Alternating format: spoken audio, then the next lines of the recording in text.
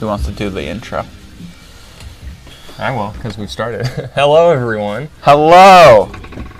Oh, no. I got to pause that off real quick. Welcome to Stream. Today is a fun stream, an interesting stream. We'll be parting out this Diagon Alley set. We have two of them, and they're very big.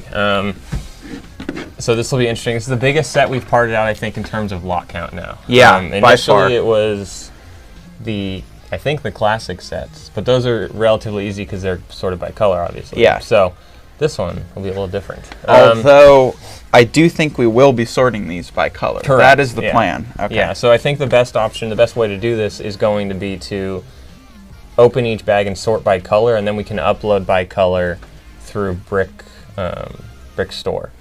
So I think that's the best way to do it. So we've decided to stream early. Yes. So we'll see if more people tune in and stuff, or if different people, maybe not more people, but different people. And there's already a few people here, like Block Lodge, LC Game, Coyote Crow, I don't think I've seen. No, lots of familiar and new faces. Yeah, it seems like hopefully some new people here.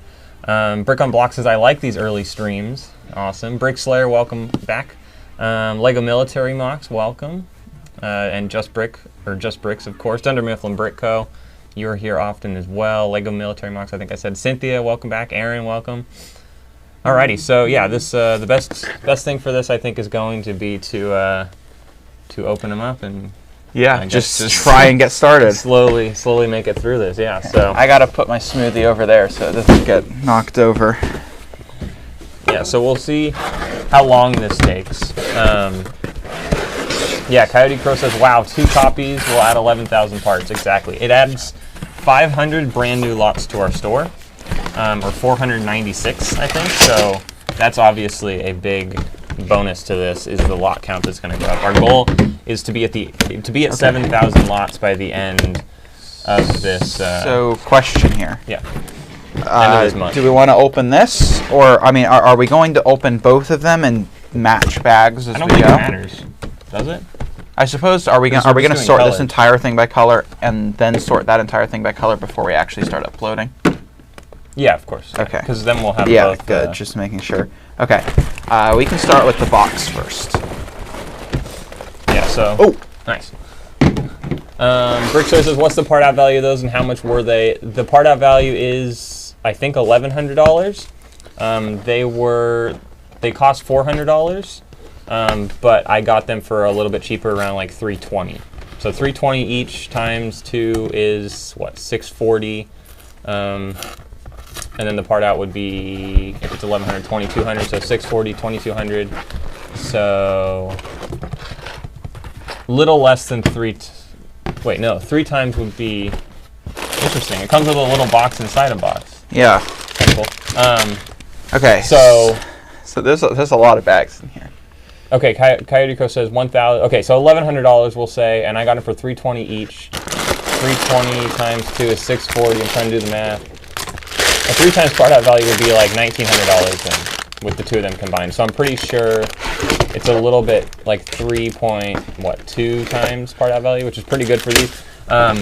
Initially, when I bought the first one, it was like a 5 times part out value, because right when it came out, I got one. I was able to get it a little bit cheaper, and it was like 5 times because it was like $1,400 or something, which was pretty good. Heavy book. Yeah. So that was good, but then yeah, now it's, unfortunately the part out value has gone down. But, you know, I didn't buy them at the retail price, so we're okay. LC Game says, "Is this the biggest set you guys have parted out?" Would you get rid of these? Or I guess I can get rid of them too. This is the biggest set we've parted out, I think. Okay. Both in piece count and lot count? Lot count, I believe, yeah. Okay. Here, put this bin right there. Why'd you open them all up? I didn't open them all up. I was just taking them out. Okay, I feel like you did that very inconveniently. Probably. What's in this? I don't know, I want to open it up. Okay. Okay, so we got some plates. Big and little Lego guys, welcome to the stream. How are you today? Vincent, hello, welcome. It's only 6:30 for me, thanks. Yeah, so we changed it up a little bit, and so it's not super duper. This is the display fig. Okay. You could probably just leave that bagged up then. Yeah. Jow, welcome to the stream. Says hi, nice set. Yep, it is a very nice set. It'd be pretty cool to build, but.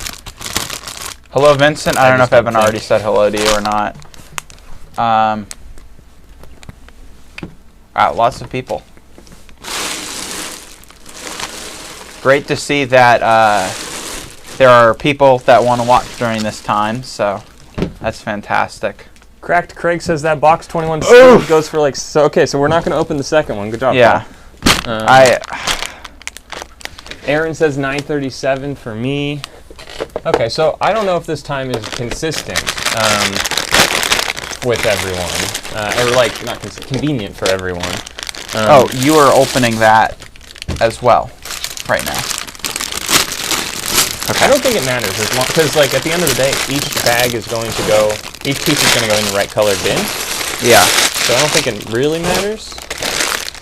Okay, so do we have enough bins for colors here? I don't know. I don't know how many colors are in here. So we'll see. Well, there's an interesting part. There's a way to check that. We could open up a BSX and take a look.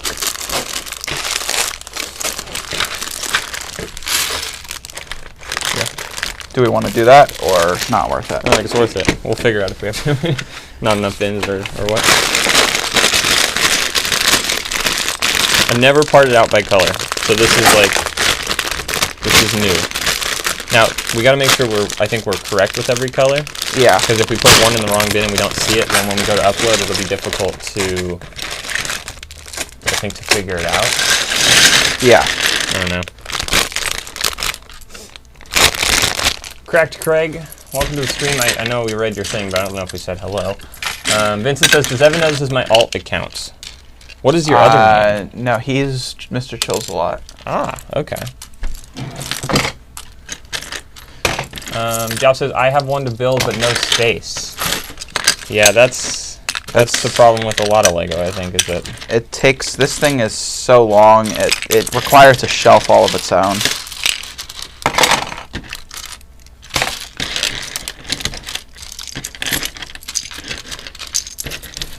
So what else is, it's been a while since I've had someone else to talk to while streaming. What has been going on is there anything that you want to share or talk about or anything? Are you talking to just me? Sitting here in silence. Yeah, I'm trying to have conversation, because otherwise we're just gonna sit here quietly. Yeah. I don't know. Cynthia says, I will be listening while I drive to the Lego store. What are you gonna get at the Lego store? I haven't been to the Lego store in a few months. Though, for being like a BrickLink store, the Lego store is usually not the most profitable place to go to. Yeah. I think there's definitely, Walmart or there's many other options that you can make a lot more money from. We haven't been to Walmart in a while. Haven't been to Walmart in a little while, yeah. Okay. So Walmart is definitely something that we need to go and do in the future. Should we put printed pieces in their own thing? No, because they'll be in the color category, I think, right? Probably, yeah. Yeah, we'll go with... Actually, wait, are printed pieces... Maybe open up a BSX on your laptop or something and see how it's kind of categorized so we know... well... Yeah. Like, if it automatically places all of the colors... or all the printed parts separate, then we should separate them. Yeah. So on Monday, for those of you who have Brick Freedom, Monday we're going to do, or I have a little tutorial video coming out, which I think is really exciting because it's, for those of you who've never used it, Brick Freedom has a function called BrickStock Merge. And in with the BrickStock Merge function, you can use either BrickStock or BrickStore, and you export your BSX or you save your file, which essentially is a big spreadsheet. I did a tutorial video on it if you haven't seen that a few days ago, maybe last week sometime. But essentially you can export your sheet and you upload it to Brick Freedom. And then what it does is you don't need to just be signed in the BrickLink? No, I was just letting you know that. Okay. What was I saying? You were talking about the BrickStock merge. Right, so you sign into Brick Freedom, and when you're in Brick Freedom, what you do is you upload your BSX file, which is your BrickStore or BrickStock file, and then it will return and give you another BrickStock file. And the nice thing about that is that second BrickStock file that it gives you is specifically for, I don't think we should use these tiny ones. I think we should only use these because there's going to be a lot. Are you sure? Yeah. A color like this? Yeah, there's still probably going to be enough to fill that up. Okay. Shoot, what was I saying? Anyway, it gives you back a file, and in that file, it has the remarks that are from, or that are currently in your store. So essentially, and you'll see on Monday if you watch the video that comes out, but when you get this file back and you open it up, you can sort it by remark, and you know, if you have half those pieces in your inventory already, it has the remark field filled out. So then all you do is you go through and I have the laptop on the cart as I go walk through the aisle, and I scroll down or click down each one and put it in the drawer where it goes, because we already have that one. Then the other half that don't have remarks assigned to them, I come back to the table and I assign each drawer or each piece that didn't have a remark assigned to it a brand new remark. So those are all new lots that we're adding to our inventory. You know, I don't think I've ever actually downloaded a VSX for a set before. Oh no. Just go to you don't download it. Go to BrickStore. Open BrickStore. Oh, okay. Duh. And then you just type in the set. Yeah.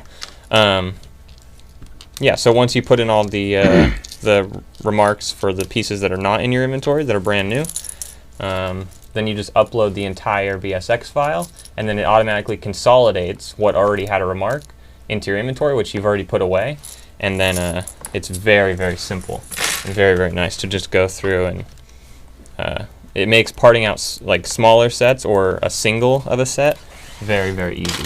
A set like this would be very difficult since you still, you know, I mean, that's what we're going to do. The difference is we're going to do it with based on color in here instead of but with the whole set just in one document, because that would be kind of ridiculous. It'd take forever to do it, and we wouldn't have enough room to like lay out something on a tray and stuff, so that would not work. Okay. You wanted me to find out how many colors there are, or just how the colors are so sort by color. Yeah. And then like the printed pieces, are they still in the color category? So if you go to like what printed pieces did I have? I guess the trans pieces, yeah, those might be in the same category though.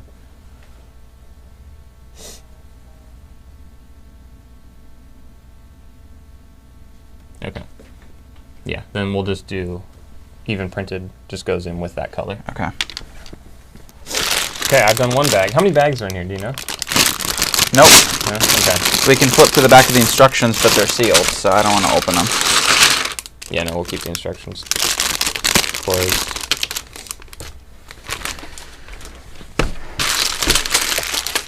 Alright, I missed some chat here. Vincent says, yesterday commented on a flat earth video, now I'm being called a troll by them. Is that something you talked about last time or something? No, I don't think we talked about flat earth. Interesting. Jal says, I'm parting out 3 of set 75290, the most ice of the cantina, and I'm always running out of cups to separate the pieces. Is that a good part out value? And did you get that at resale? Because I want to keep the, I want to continue doing new. Recently, the past few weeks, we've been really focusing on used, which is still smart, I think. But I personally still like having new and used in the store. So in theory, you know, buyers can come in and they can pick if they want used pieces or new pieces. And, you know, personally, I'd probably buy, well, I'd buy both, I guess. But I think it diversifies our lot count. New tiles, used other things. Right. So like I like the idea of having both, but I'm thinking it's probably not worth it to buy, you know, 10 or 12 of a small set, as it might be now to buy a couple of the larger sets and part those out. Really, just like this. I mean, this is a big set, obviously. But I was saying maybe medium sets. I was saying the opposite last time, that it's way better to do a bunch of smaller sets. Sorry, a bunch of different small sets, because you can work through them way faster and add more parts per hour than you could with bigger sets. Because the more drawers you have, the slower you go. We talked about that But the before. difference, I think, is now if it's if we're only parting out 1 or 2, we put it on, like, do something like this where it's. Yeah. I mean, we don't have to do this unless it's a big set. Do we have more of these? Yeah, there's more. There's some up there. There's some on the cart. I think it's probably, I don't know. I think our lot count would diversify a lot easier if we did bigger sets, personally. But maybe I'm wrong. Jow says, Cantina had good minifigures and I got the sets with a 25% discount. That's pretty good. Well, now we can't reach those. Yeah.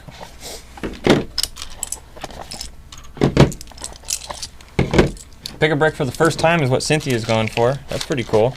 Pick a brick's pretty fun. But I don't think for BrickLink store it's the best way to I mean, it's not terrible, I guess, but I wouldn't just fill up one cup with a whole piece because it's never going to sell. Or it's going to take a very long time to sell.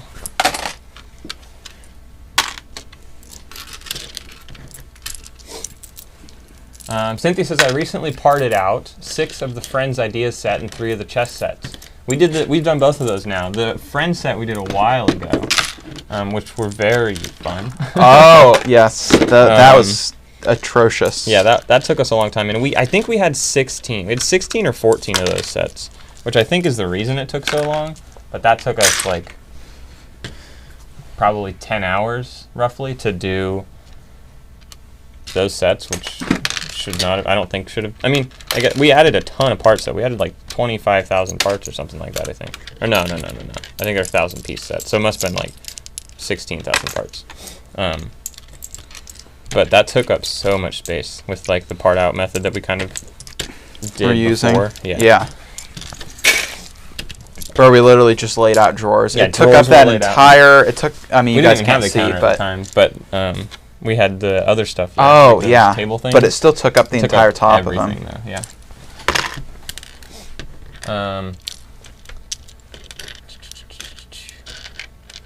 Hello, yes, sir, Bricks. Or sir, yes, sir, Bricks. Dunder Mifflin Brick Co. says, Paul, a few streams ago you asked about how long it would take me to make my money back with my crypto miners. I am now at $425, so a few more days now I'll have my money back. Wow. That's pretty impressive. Pretty amazing, yeah. BrickStore says, I just released a BrickStore updated video today on my channel. There you go. If anyone wants to see what BrickStore is, or how to use BrickStore, I think, assuming it's a tutorial, go check out BrickSlayer's channel. Vincent. Oh, okay. Dunder Mifflin Brick Co. Do you count electricity? Vincent says the power will be about $150, which I will make by the end of the month, and then some. Interesting. Yeah, the canteen of good minifigs and 20. Where'd you get a 25% discount on that one? It's pretty good. Power here would be like $800. Yeah, power here is very expensive. Great Brick Lab, welcome to the stream. Color. We changed it up a little bit. We're making it a little more available, hopefully, for people, or a little change up the time and stuff. Welcome to the stream.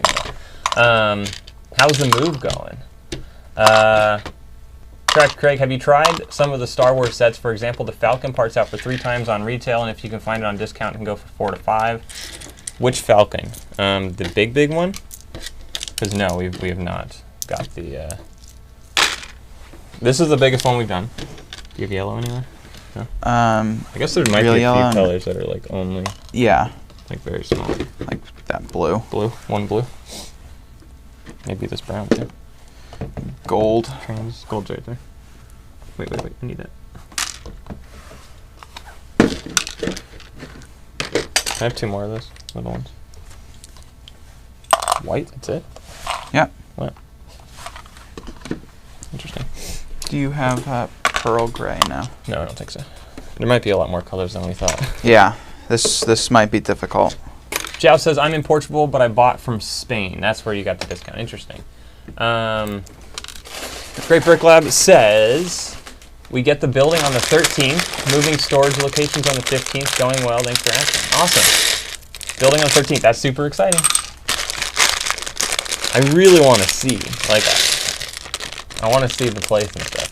Crack Craig says, no minifigs, no, the minifig scale 1 with Lando and Finn. Okay, interesting. That could be something we look into getting. There was, give trans clear, yeah, right here. There was... Are you mixing? Oh, no. That's just because there's green. Did you have pearl? Yeah. Right. Oh, those are different. This is silver. These are pearl. Oh. Dark gray. I was asking a question. I don't know what I was asking. You were asking about the Millennium Falcon. Oh, yeah. There was I think it was an X-Wing that came out recently, or within the past couple months that, no, this must have been the beginning of the year, that I think had a good part out value, but I wasn't confident it was going to stay at 3 times, so we didn't get it. But maybe we should have got some of those, or a couple. I don't think we need quantity anymore. I don't think that's No. That was like something we did for a while, was we need 8 of this set or whatever, and then we lowered it to 4. I feel like 2 is fine now. Yeah. I mean, obviously, I think if we can get more, maybe it's a good idea, but... Well, that money might be better spent on other lots. Right, if there's exactly, yeah, that's the hard thing, I guess. Like, but we just haven't had many deals near us, unfortunately. No, we really need to go on a road trip at some point. But, I mean, we've got a ton of used to go through right now, so. Once we get through, I mean, not that we're going to stop doing new or anything like that, but that's definitely adding a ton of lots, so. The used? Yeah. Oh, yeah. Once we kind of start consolidating more often, then maybe we'll go on a road trip and try and get a whole bunch more new, and then kind of split it more evenly from that point.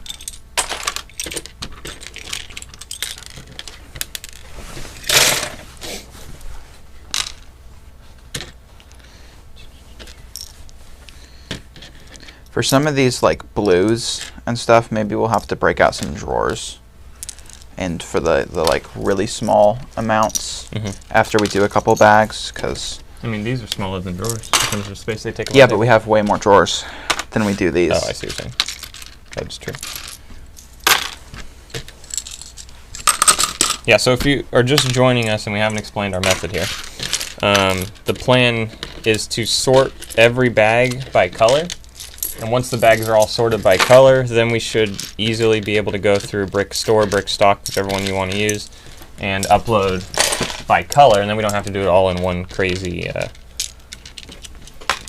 one massive pile, and we're trying to find pieces and stuff. Hopefully we can do it by color, and then we can also split it up over the course of a couple days or something. So that's kind of what my goal this week is going to be. I have 2 goals this week. We have orange yet? Nope. No. Oh, are we out of little ones? Yep. No, we're not. We got 12 more over here. Oh, well, yeah, but those are for packing. You got smoothie in this one. So we have 11. My goal this week, 2 things. I want to finish. You want to put it in? I'm going to put it in the sink, just so Good that idea. It doesn't get used. Yeah, get accidentally used. Yeah, 2 goals. Finish this part out here. Get this one all done. And then I want to put up the drawers on the wall behind me, because we're running a little bit low on drawers again because we're adding used. And our lot count has been going up, but it's going up so slowly. Like, even when we add... Yeah, there was one day where we sat down and we added like 600 lots, and we were like, oh, this is going to be so easy. And it's definitely slowed down since then. Yeah, well, and the problem is people buy stuff. Yeah, stop buying things. Like, literally, you upload 600 lots in a day, or like a week or something, and you sell 500 lots in that week or something. Yeah. And it's like, okay, well, now we actually only added 100 lots that week. So we've changed our scheduling a little bit, so hopefully it'll be easier for us to add pieces in addition to pack orders. That's the problem, too, is it takes, 4 hours to pack orders if we have a lot of orders or whatever it is. And we come in and pack those orders, and then, we can't always be in here for 10 hours a day or whatever. That's just how it is. Okay. So if we can't be in here long enough, you might just only pack orders. Like, Kyle comes in all the time, and usually he doesn't spend a whole day in here, and he just packs orders, and that's it. And not that that's, obviously not productive, because that needs to get done. But if you only pack orders in a day and you don't add any parts, you've technically lost pieces for that day because, people are buying faster. People are buying faster than you're adding for that day. All right, Chris says you got to go. Have a good one, Chris. Thanks for tuning in. Let's go back and chat here. Oh, wow. There's a lot of chat here. David West, welcome to the stream. How are you? Is the part out as awful as you thought? So, not yet. What we're doing, and I think you might have heard if I explained it, we're just sorting by color at the moment, then we can upload each category of color, which will be much easier than uploading trying to upload a whole set at a time. So far this part out's not bad. I think this is probably going to be the best way to do it for big sets like this. Yeah. So far not too bad. Charles says, you guys ever think about adding Technic parts to your store other than the pins and axles that come in most sets? Yeah, we've thought about it. We just haven't found Technic sets that are at a good price. Yeah, I mean, it's to us, it's less important what part we're adding and more than it is a 3 times part out value. So, you know, if we come across a Technic set that has a 3 times part out value, then it'll be in for sure. Yeah, we don't we'll try to not it. add Technic or anything. It's just we haven't run across Technic that's worth it. There's some Technic we've added that's used, which I have noticed that Technic sells pretty quick. Have you done this color? I don't believe so.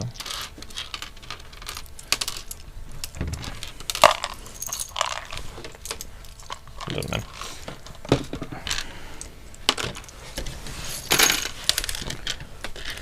You were saying something about you were saying something about Technic selling quickly. Yeah, I think it sells pretty quick. It doesn't. At least, you know, pins don't always sell. Yeah. But the physical, like, you know, Technic, like the what are they called, lift bars or whatever. Those things seem to go pretty quick. I packed an order the other day that was pretty much entirely Technic pieces, which is good. Okay, maybe something we should do. All the trans colors are going to be right after each other. So that's maybe just for ease, we'll put those together. Okay, that's fine. There probably isn't a monumental amount of trans colors. No. Okay. All right, what else do we have here? John Wick, welcome to the stream. How are you? Harry CCFC, welcome to the stream. Mark, how are you doing today? Andy, welcome to the stream. Dunder Mifflin Brick Coast said, how do you guys do sales tax for Brick Owl? I'm trying to figure out if it's something I even need to worry about right now. I have only ever done $700 in sales on Brick Owl, the rest on BrickLink. So Brick Owl, I don't know exactly in terms, you know, where you are and stuff, and that's what you'd have to check for the sales tax rules. But as far as I know, at least in California, you only have to charge sales tax for the state that you're in. So, for example, if someone in somewhere else buys from us, we shouldn't have to charge sales tax for them. And we only have to do it, I believe, for, and maybe I should clarify this or like double check on this before, but it's only for the state you live in. But I think it depends on which state. You know, the state has their own rules, so you'd have to look into your state and stuff. But BrickLink now charges sales tax for you, so you don't actually have to take care of that. But as a business, you're supposed to charge sales tax for your state, at least in California, I think. But you need to go verify that on your own, because I don't know that. Don't take that as truth. Yeah, we're not tax experts. I think we have to say that disclaimer.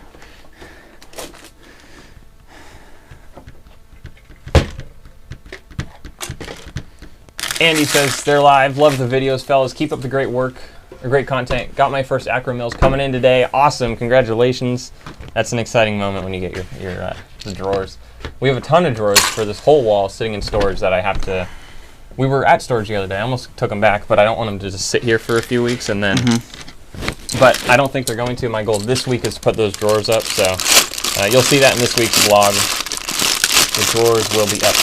Evan? Yes. This chair, in comparison to that thing, is amazing. It's beautiful.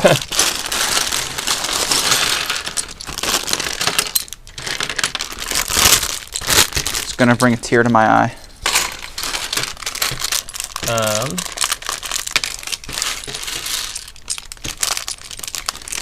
So it looks like BrickSlayer had a sale. BrickSlayer says, Chris, the sale helped out, but I found if I add parts every day, I get way more orders. Must be something with the algorithm. Yeah, I've noticed too, when we add parts consistently, the sales go up. If we take even a break for like a week, you know, or a little less than a week, the I wouldn't say it's an instant correlation, but the sales slow down for sure. And that, I think, has been part of the problem. Maybe this past week. The sales this month, and I don't know, maybe, you know, obviously we're only 1 week into May and stuff, but the sales have not been fantastic. Now, it started the same way in April. The first week of April wasn't great either. Okay. And then it picked up, so I don't know. Yeah. Should we put this in minifigs or black? I feel like it'll be easier to not brown. fish out of here than it will be to fish out of there. Do you think we're going to remember we put it in black? I mean, in minifig? If we consistently put all of them in here, okay, and this isn't the only one, yeah, then yeah. It's probably not for a person, right? I don't know. It could be like a Dementor or something, but I don't think there are any in this set. But yeah, adding parts consistently, I've seen definitely is is good, and it helps, I think, with sales. We have a hard time doing that, though, at the moment, adding parts every single day. Yeah. I would say on average, we probably add parts every other day, maybe. And it's not consistently like Monday we do it, Wednesday we do it, Friday we do it. It's like Monday, Tuesday, Wednesday we might do it, and then we don't do it. So I think it just depends. Yeah. But yeah, we need to get more in a rhythm in a groove. of focusing on adding pieces. I think brown will need a bin. Yes, it looks like it will. I bet you there's a lot more pieces here than we're thinking. Yeah. I mean, yeah. I don't know if this will get done in a 2.5 hour stream or not. No, probably not. But it's certainly a lot better than laying out drawers. Exactly, this is not bad. Okay, let's go back to stuff. Ooh, what time is it? 10:04. Okay, I apologize to you guys, but I am taking care of the neighbor's fish, and I must feed them. Okay, mute your mic and take it off and leave it here so it doesn't go out of range.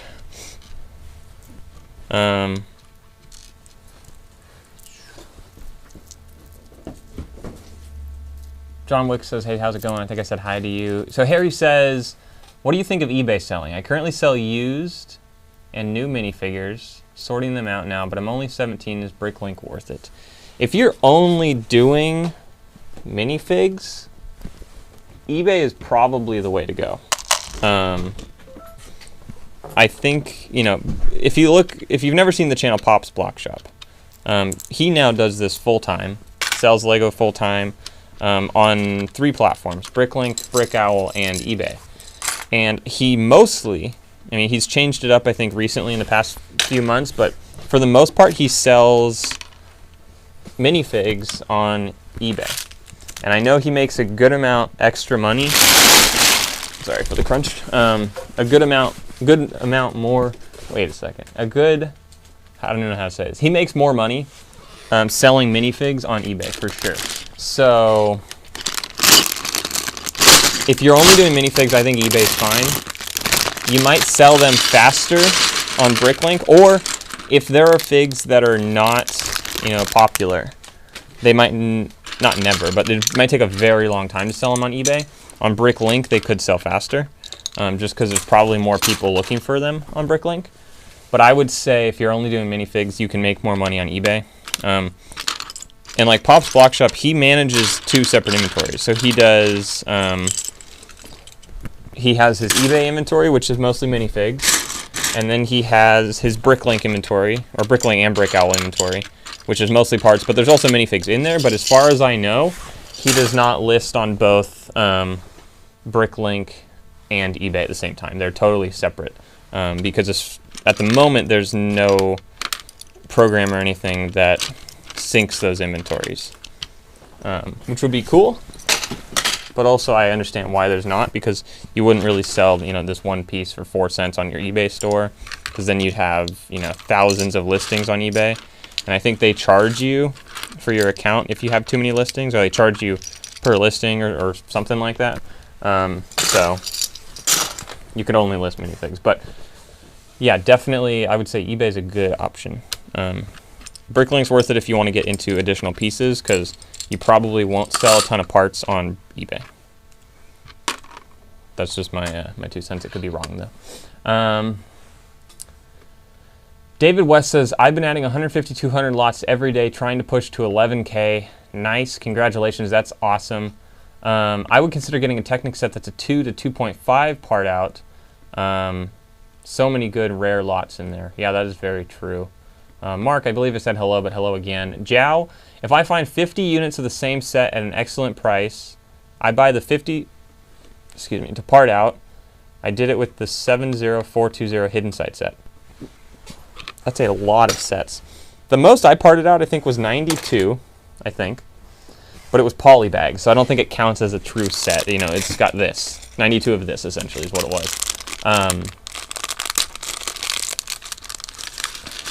50, that's a lot of Hidden Side sets. I don't know. We have, not that quantity doesn't matter, but we've definitely noticed that lot count, and I wish we knew this from last year, because it was probably not until maybe December, maybe earlier, I don't know, but probably around December when we really realized lot count is really important. And had we known that from January of last year, our whole buying strategy for 10 months of the business, we've only been in business for, what, 16 months? So more than half of the buying strategy stuff would have been changed early on. And I wonder how many lots could we be at, you know, and all that kind of stuff, if we had just focused on lot count earlier on. Not that we were like against lot count, but we definitely, and I don't know why, I definitely had more of a, you know, perception that piece count was very important.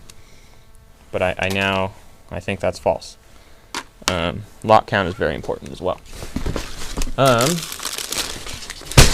Jiao said, I continue to follow the same logic that you had before the number of lots naturally increases. I don't have the patience to part out only 2 or 3 sets at a time unless it's a giant set. Yeah, so that's again, on Monday, if you're part of Brick Freedom, and I would actually argue that even if you're not part of Brick Freedom and you're not selling on two platforms, you know, Brick Owl and BrickLink, I would say for just the functionality that Brick Freedom has, it might be worth the 1% fee of the pieces you sell. Because it does make it a lot easier. There's other options and ways to get around it, but I would say it could be worth it. We pay, it really depends, but there's a few times a month. I won't say, I guess, but it's a very reasonable, I would say, expense.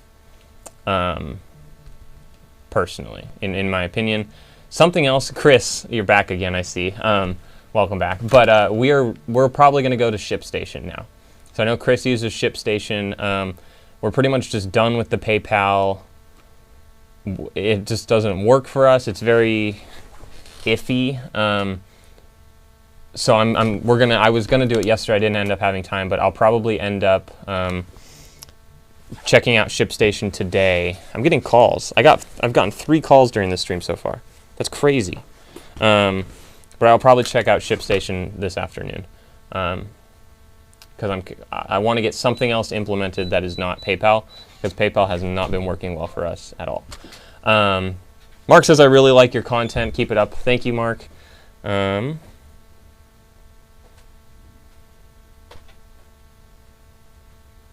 right, well, now that Paul's back, I'm going to go take this call. I apologize.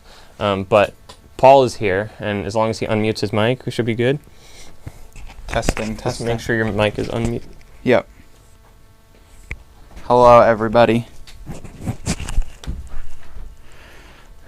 Alrighty, let's see. What was Evan talking about? Oh, he has the mouse over here. Alright, I gotta catch up. Welcome back, Brick on Block. Hello, John Wick. Hopefully you guys can hear me. Hello, Rain. The fish are great. They're not my fish. They're my neighbor's fish. I don't know too much about them. I'm just feeding them. But they're pretty big. They're like this big. He's got some big fish. But yeah, they appear to be happy that they're being fed.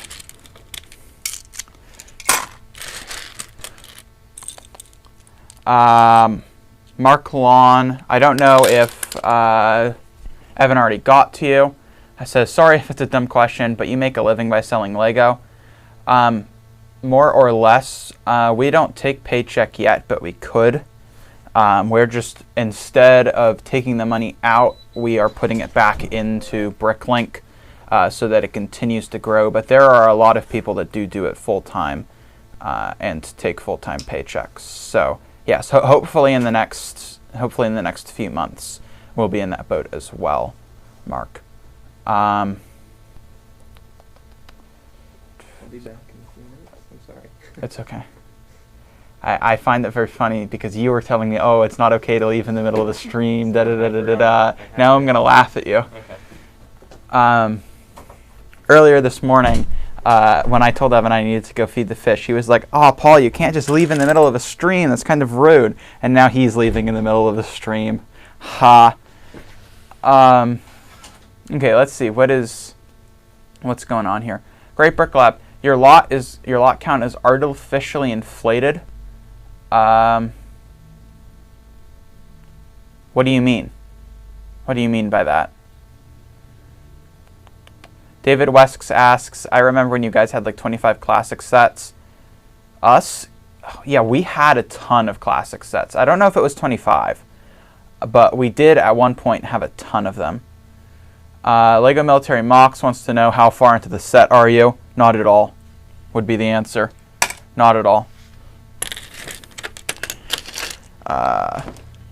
Significantly less than half. You're not consolidating anymore. Interesting.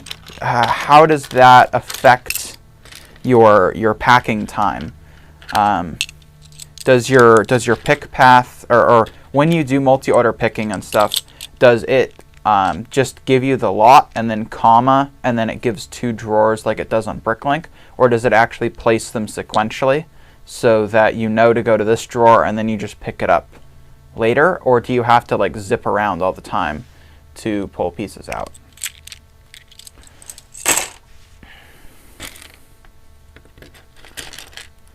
Because if it's organized like it is on BrickLink, which is where it just gives you the lot and then a comma. Oh, I guess you could have them divided into actually separate lots. That's what you mean by inflating lot counts. It's not one lot with multiple remarks. It's 2 completely separate lots with 2 completely separate remarks. No, that makes sense. Never mind, I answered my own question. But that's... seems like kind of a waste of drawer space, but I guess you probably save a ton of time by having to go through and consolidate. So it probably ends up actually being worth it at the scale of your store, where the cost of the new drawers is nothing compared to the cost of the labor. So I suppose there is that.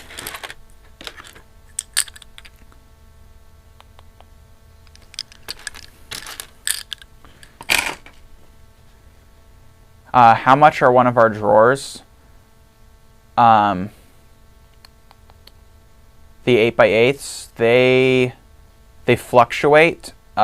Usually we get them on sale, so it kind of ranges anywhere from 25 to 32 is kind of where our price range is on those. We usually won't buy them higher than that. Sometimes it's cheaper if they're slightly damaged, because we almost always buy used and there's never anything wrong with them. But sometimes there is a minor defect and then it can be even cheaper. So that is that. Drawers earlier on were definitely our biggest expense. They still, well, they're not our biggest expense probably averaged across all time, but they're still expensive.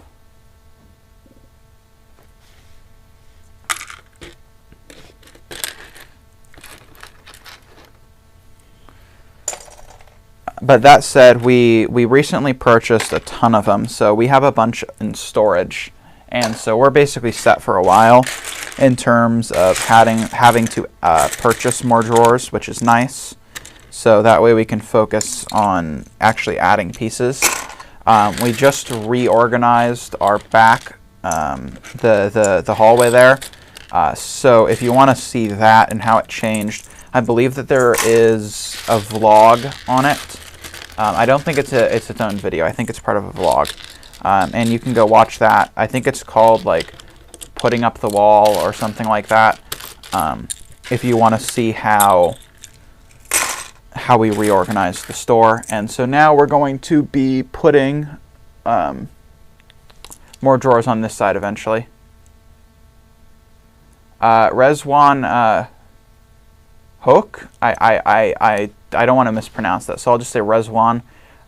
Did you get a deal on these sets, or did you pay retail? We got a deal on them. I don't know the exact amount of the exact price we paid, but it was, I want to say one of them was like $320, and then the other one we got a long time ago, and I don't remember how much that was, but they were below retail. But we had to wait a long time. We got the first one, and then we just let it sit while we were waiting to find a second one, and then we got the second one when a deal cropped up. So there is that. Andy Glover asks, what brand of the white cups we're using? Room Essentials. We got them at Target on one of the like aisle end caps. So I assume you can also find them online. The exact brand doesn't really matter. Just get a cheap one. Brickslayer says, if you don't consolidate lots, you can put tons of different lots into one drawer, and you save so much space. That's how I'm able to fit 500K into one room. One lot per drawer wastes so much space. Yeah, we've started doing, well, we have basically a minimum of 2 unless it can't fit for new. And then for used, we basically just try and cram. For example, we'll have a drawer that's mostly like slopes, but even then occasionally we'll put, you know, not a tile. Tiles usually go on their own just so they don't get scratched. But we'll put another piece in there if there's room. So we definitely don't necessarily do that for use, but we do consolidate. So maybe we should look at changing that up. And for new, I don't necessarily know if it's applicable because usually we get a ton of one piece with new. So usually like 2 pieces is the maximum you can fit. But maybe we should look into not consolidating used. Yeah, we've been meaning to do a great consolidation. So maybe what we would do is basically go through the store from drawer 1 all the way to drawer, I don't know, 3472, and basically just consolidate everything into the most compact it can be reasonably, and then go ahead and after that not consolidate, and then just pack every drawer from then on. Because I know that there's a ton of wasted space. Like just looking at the wall here, I can see that there are a bunch of drawers that have 4 or 5 pieces, at least in one of the divisions. And those could all be consolidated, excluding the tiles and minifigs, and then some parts that, you know, really shouldn't be damaged. But there's definitely a lot of it that could be consolidated down, and then after that, just try and pack every drawer that we can, and we could probably save a lot of space. So maybe I'll talk to Evan about that.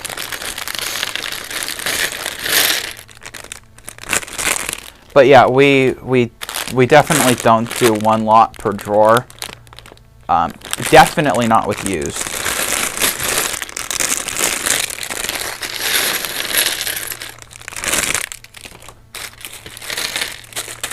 Sometimes we do with new, but that's more a function of laziness, I think, because when we are doing new, we are sorting into drawers, and then at the end, you know, it's a lot more work to go ahead and pour everything. So that's more of just, we just need to stop doing that and start being more intelligent with our consolidation.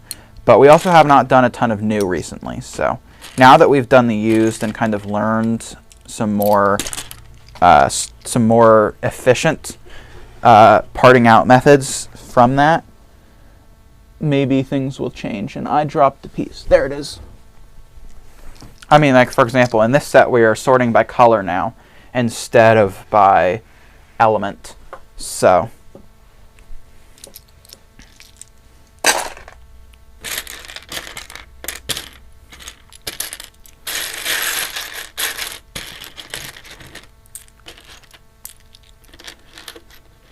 let's see, did I miss anything? Thank you, Rezwan. I'm glad that you love our channel. It makes us happy that we can help lots of different people. Lifeboat Boy 22 says, are you selling the minifigs whole or parting them out? We haven't decided yet. They're Harry Potter, so we'll probably keep them whole. Also, a lot of them are unique to the set, so we will probably, definitely the ones that are unique to the set, unless the market is saturated, which I doubt it is, we'll keep them whole. Some of them we may part out. Basically, you can, when you are on, well, it's harder on BrickStore, but you can still do it. Basically, you can look at the price averages, or you could just search on BrickLink for the piece and then click part out and see what the difference in price is. And that's usually what we do if we're not sure which one we should be doing. So we'll probably just do that and check whether it's better to keep them whole or part them out.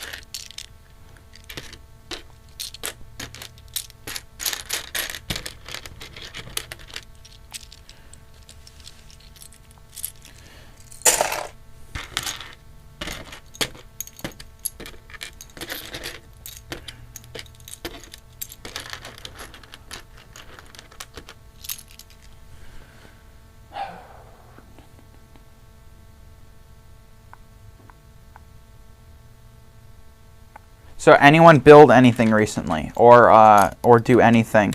I know JB's here, so he's probably at Six Flags, or at least he was here earlier. He seems to go there all the time and always updates us. But has anyone else done anything interesting?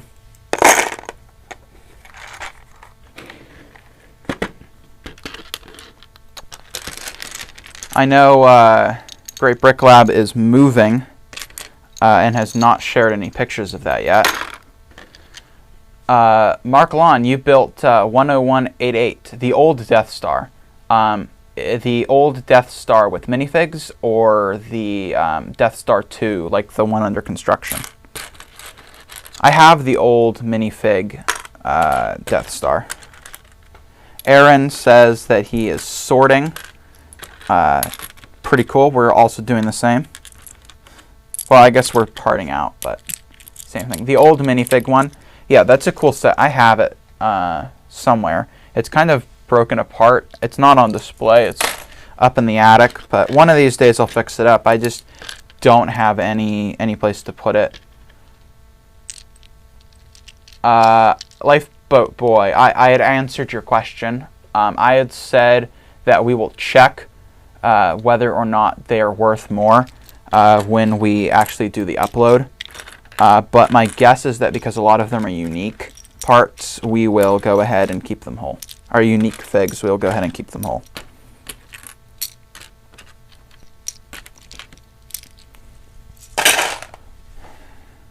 Mark Lon says, I love all Star Wars sets before 2010. Yeah, I would say that around then they started becoming less interesting. A lot of the Clone Wars sets, I think, are still pretty good, because I believe Clone Wars ran past that, so I think a lot of the Clone Wars sets are cool. But yeah, the Star Wars sets that get released today, with the exception of some of the bigger ones, are less cool. And welcome back, Vincent. And don't worry about it, Lifeboat Boy. It's fine. You know, these things go quickly, so it's all right. Where is this color? I swear we've done this.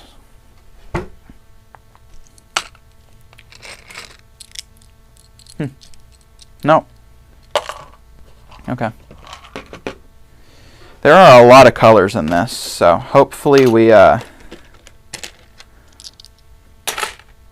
enough room.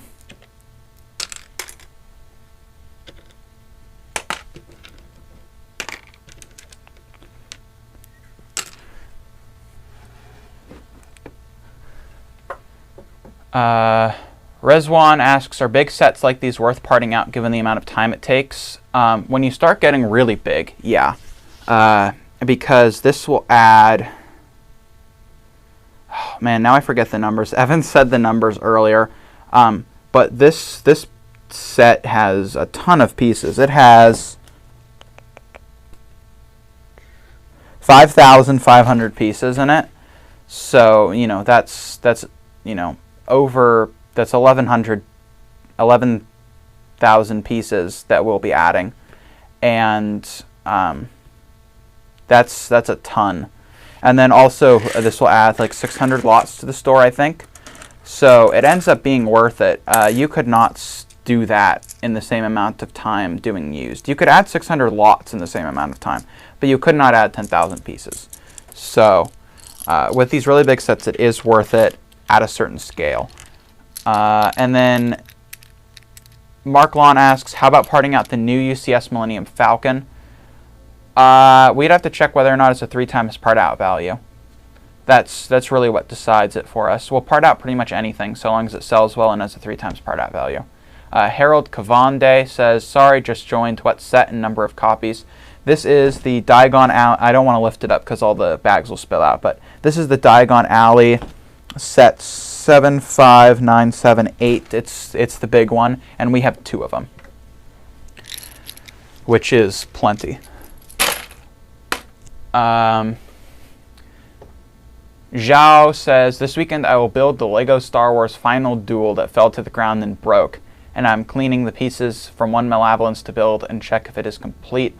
I believe that I just built the Final Duel on stream not that long. Well, I guess it was a long time ago, a couple months ago. And the Malevolence is pretty cool. I like a lot of the Clone Wars sets. And yes, Andy, it is a lot of lots, a ton of them. Yeah, we shall see how long this actually takes us.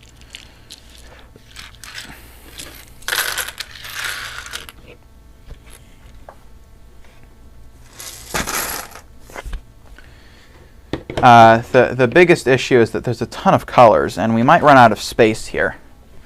So I'm not too sure about what exactly our plan is in terms of if we run out of bins, because I don't think we have any more, and Target has been sold out of bins for like ever, and that's by far the cheapest place to get them. Each bin is like 99 cents, and online, at least that we can find, they're more expensive. So yeah, that is basically what's going on.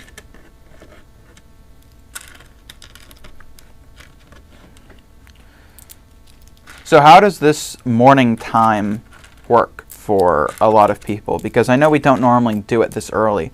Would this be a good time to maybe do an occasional stream, or like every other or something? Or is there another time that works even better for most people? Aaron says, I just found the chrome lightsaber hilt. Yeah, those are pretty old. Those, yeah, I don't think that they make those, or at least not a lot of them anymore. Vincent asks, is this stream going to be 1 hour, 57 minutes, and 27 seconds? Is that supposed to be a reference to something? Because if so, I don't get it. But the stream will probably be around 2 hours and 30 minutes. That's usually where we try and target. But we'll see if Evan comes back. Oh, Evan might be coming back.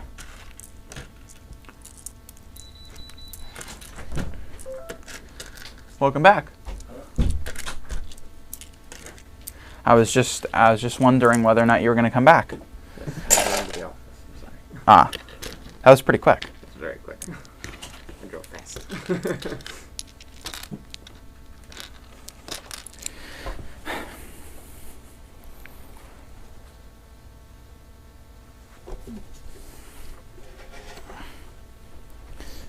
I dropped another piece. Oh, there we go.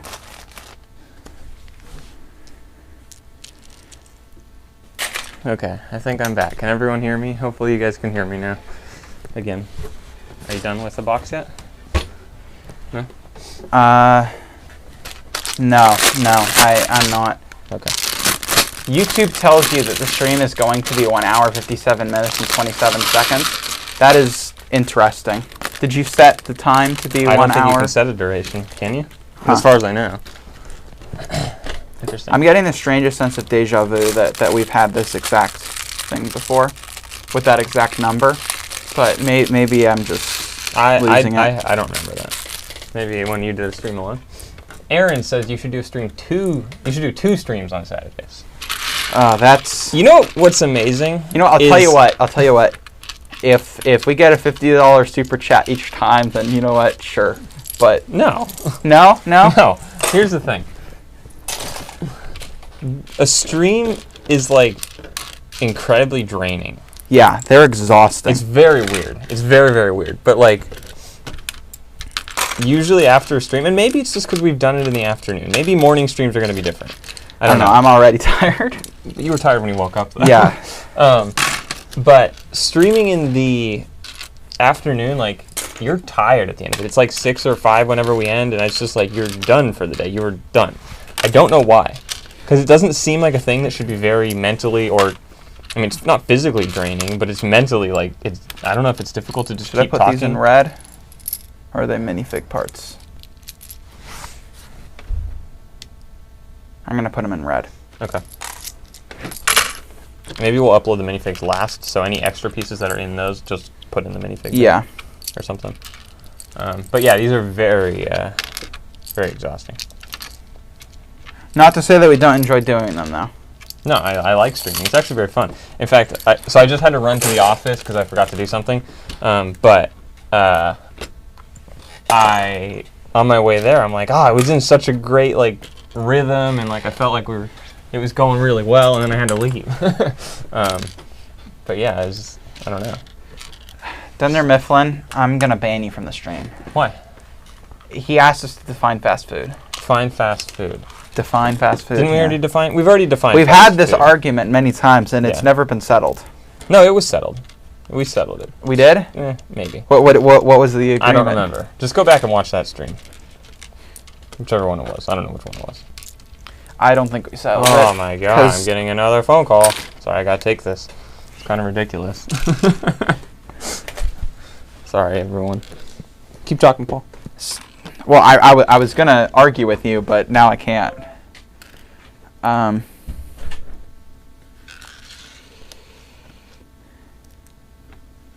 Okay, this is a good time for Rezwan. Hopefully this is a good time for a lot of people. But yeah, no, 2 streams is... I have mad respect for, you know, the people who can just play video games and stream all day. Let's I never thought I would say that, but the Twitch streamers who can just sit there and play a game for like 10 hours, that's really impressive. I gotta say, I could not do that. Now I'm not.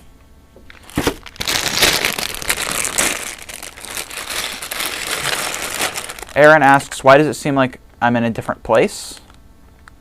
This is the garage. We reorganized the garage a little bit, but that was a couple weeks ago. Or do you mean my chair moved? Because it's very possible that my chair moved. That was very quick. I'm back. That was just a phone call. I didn't have to leave. Okay. I'm back again. Are you? I don't know. Today's a busy day. A lot of things going on, apparently.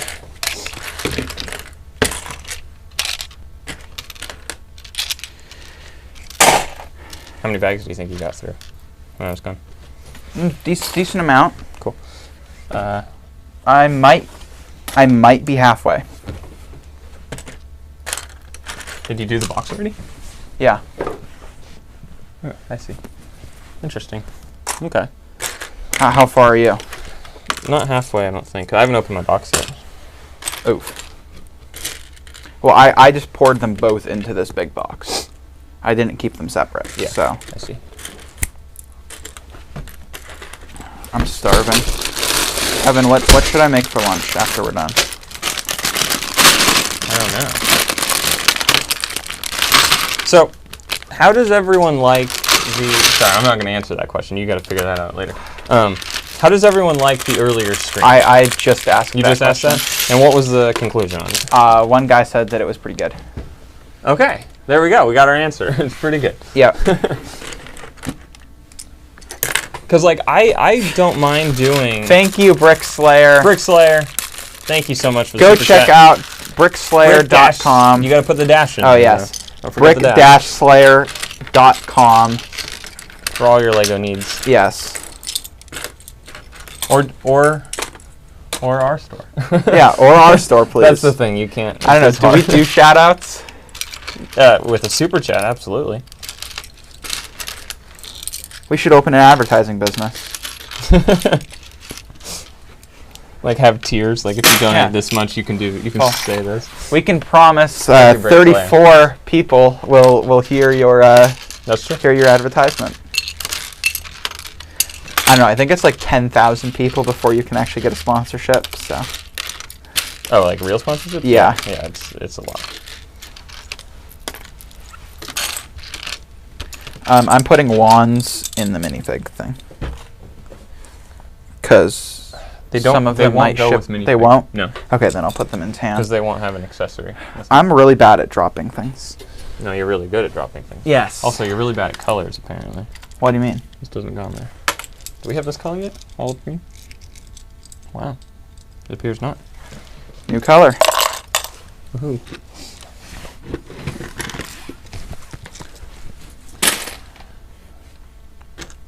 Lego Military Mark said, it's nice not having to stay up till 1 to 2 a.m. I can understand that.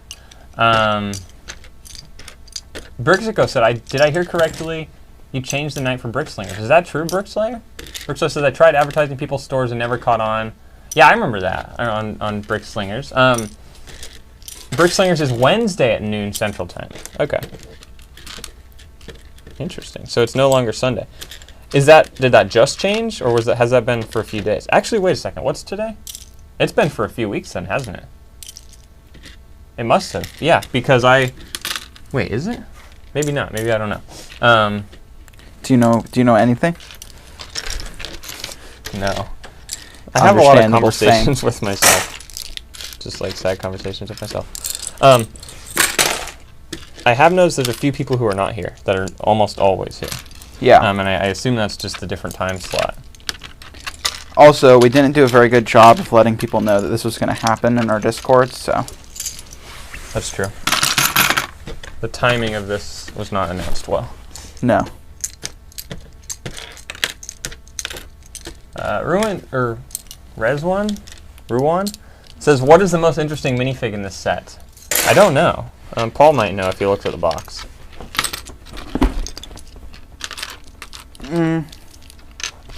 We've got this, I don't know if you guys can see, but we've got this dude with a camera here, and that looks pretty cool. They cannot see. No. I don't know, we'll build the dude with the camera at some point in a later stream. Oh, I'm not going to stream this the whole... You're not? No. I'm going to part this out when No. You don't want to do daily streams. No, I do not want to do daily streams. Sounds terrible.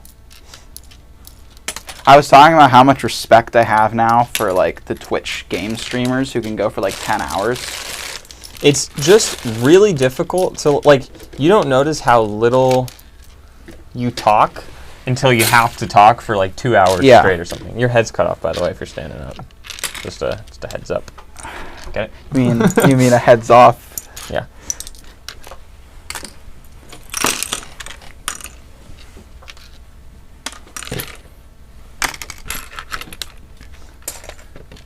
Saturday night was cutting into family time. That makes sense. I could definitely understand that. Oh no, that's a different kind. Flip. Flip. It's not what I was wanting to say, but No. this is I think we need to come up with some Lego, some Lego themed. Medium lavender anyway. Nope. We need some Lego themed expletive replacements, I think. Okay. Son of a Lego brick. themes? Son of a brick, obviously. That's an easy one. That's a good one, yeah. Brixico says, thanks for the stream, guys. Thanks for tuning in. And Henry, hello, thanks for streaming. I love you. Very nice. Thanks for tuning in, Henry. Last Wednesday was the first change. Okay. Yeah, because last Wednesday, not last Wednesday, but like a few days ago, I remember seeing that there was BrickSlingers and it was like streamed only a few hours ago. And that doesn't line up with when it was normally, so yeah, that makes sense. Do you have bright light yellow anywhere? Yes, we do. Yes. Tan? Yes.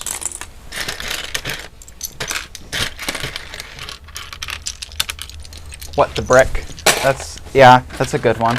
But I feel like we can't just use brick for everything. What did you just say, brick?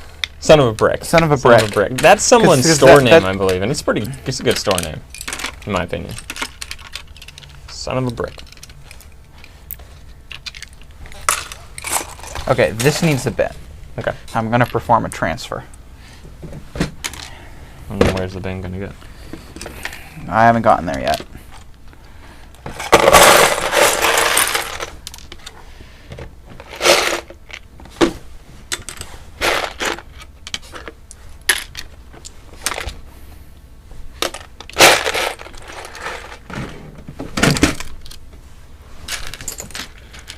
Okay. Sorting by color is not too bad. Now, do we have more bins? We do not have more bins. Those are all our bins. Because Target's maybe. been out of bins forever. Yeah, I know. I Literally. mentioned that earlier. Oh yeah. Maybe something we could do is for some of these, have one of these also be that color, and then just dump it in. If we end up getting to a point, well, I guess we won't get to a point because there just aren't enough bins. We have 2 bins back there. Also, Okay. this probably will not need a bin long term. No.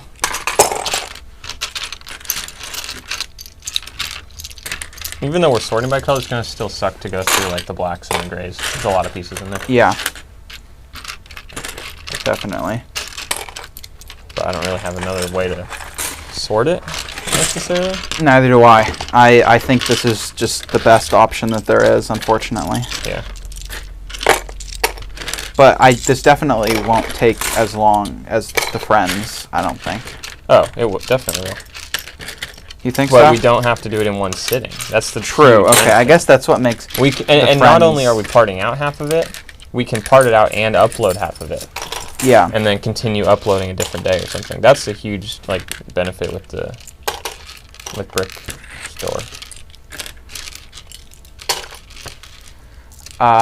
Let's see.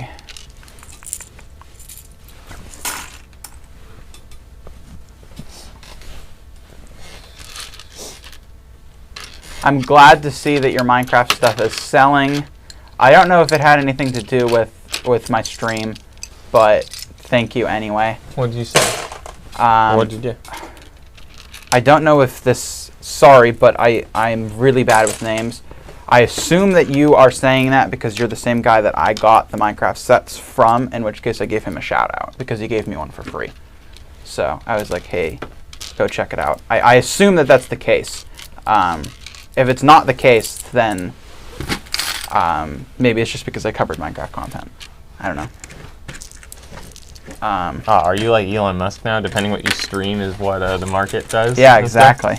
Interesting. Well, I mean, you know, we have millions of LEGO viewers who watch our. Definitely. Okay, Henry says no. He's not the person who gave me the free set. Okay, well, I'm glad that you. I don't know how much we wanted to do with it. Or something like. Yeah.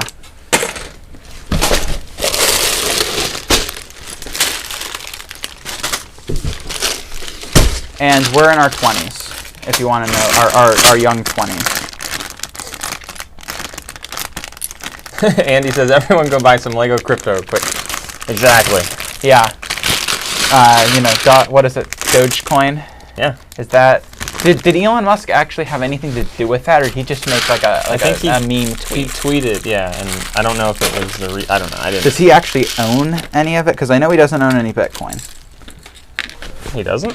No. Really? No. At least he didn't at one point, because he was talking about how he does not own any Bitcoin, and you should ignore people that are claiming to be him trying to give you Bitcoin. Oh, interesting. Yeah. If anyone wants to give me Bitcoin, I'll take it. But that doesn't mean that I need to give you $400 first. Yeah. That's the key. It's so interesting. Scams are so bad.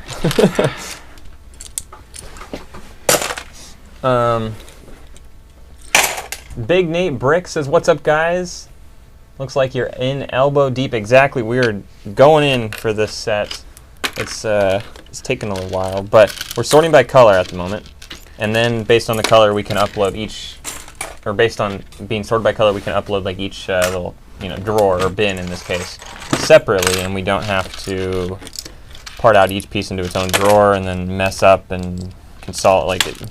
Plus, we do not have 1,000 drawers. This has almost 1,000 lots in it. Or it might have over 1,000. I can't remember. It adds 496 brand new lots to our inventory. Well, while you were gone, Great Brick Lab was explaining about that he doesn't consolidate. And, right, not anymore. And I was thinking, well, maybe instead of not consolidating, we just consolidate unlike parts into the same drawer, like how we do with used, but we start doing that with new, where we just put a bunch of parts into the same drawer. What's the benefit of that? We save on drawer space. Yeah. Because he was saying that he can fit, well, I think it was actually BrickSlayer who was saying that he can fit 500,000 parts in one room. Yeah, BrickSlayer is cramming them into drawers, which just to me, and I'm not if saying you're we still go here, that far. I'm just, is it more difficult for you to pick orders? Like, do you find yourself at one drawer a little bit longer then because you're having to like pull pieces off the top to get to the ones lower than that? That's my concern. Not that, I mean, we're doing that with used. I just don't know that the efficiency of that is like nice. Maybe I'm totally wrong. But also, BrickSlayer, you're also creating a new lot for every piece, even if you already have it, which I definitely see how that could increase efficiency when uploading. But again, if someone buys like 3 lots of the same piece, then you're going to 3 different drawers. Well, what he was saying is that it's not, well, what I had extrapolated was that it's not consolidating at all. So it's not one lot with multiple remarks. It's multiple lots with 1 remark each. Yeah. So you just go down your pick path like normal. Right, but now you're stopping at 3 times the drawers. Yes, but I seriously, but I would be skeptical that does not end up equaling less time than the amount of time to go and consolidate everything. But I mean, maybe I'm wrong. I don't know, but that's not what I was suggesting we do. I was suggesting that maybe what we do is instead of having 1 lot, for example, like this drawer back here, 554, has like 6 pieces in it. I mean, what if instead it had like 12 pieces in it? You know, 2 different types? Yeah, and in each division have 554? 2. Yeah.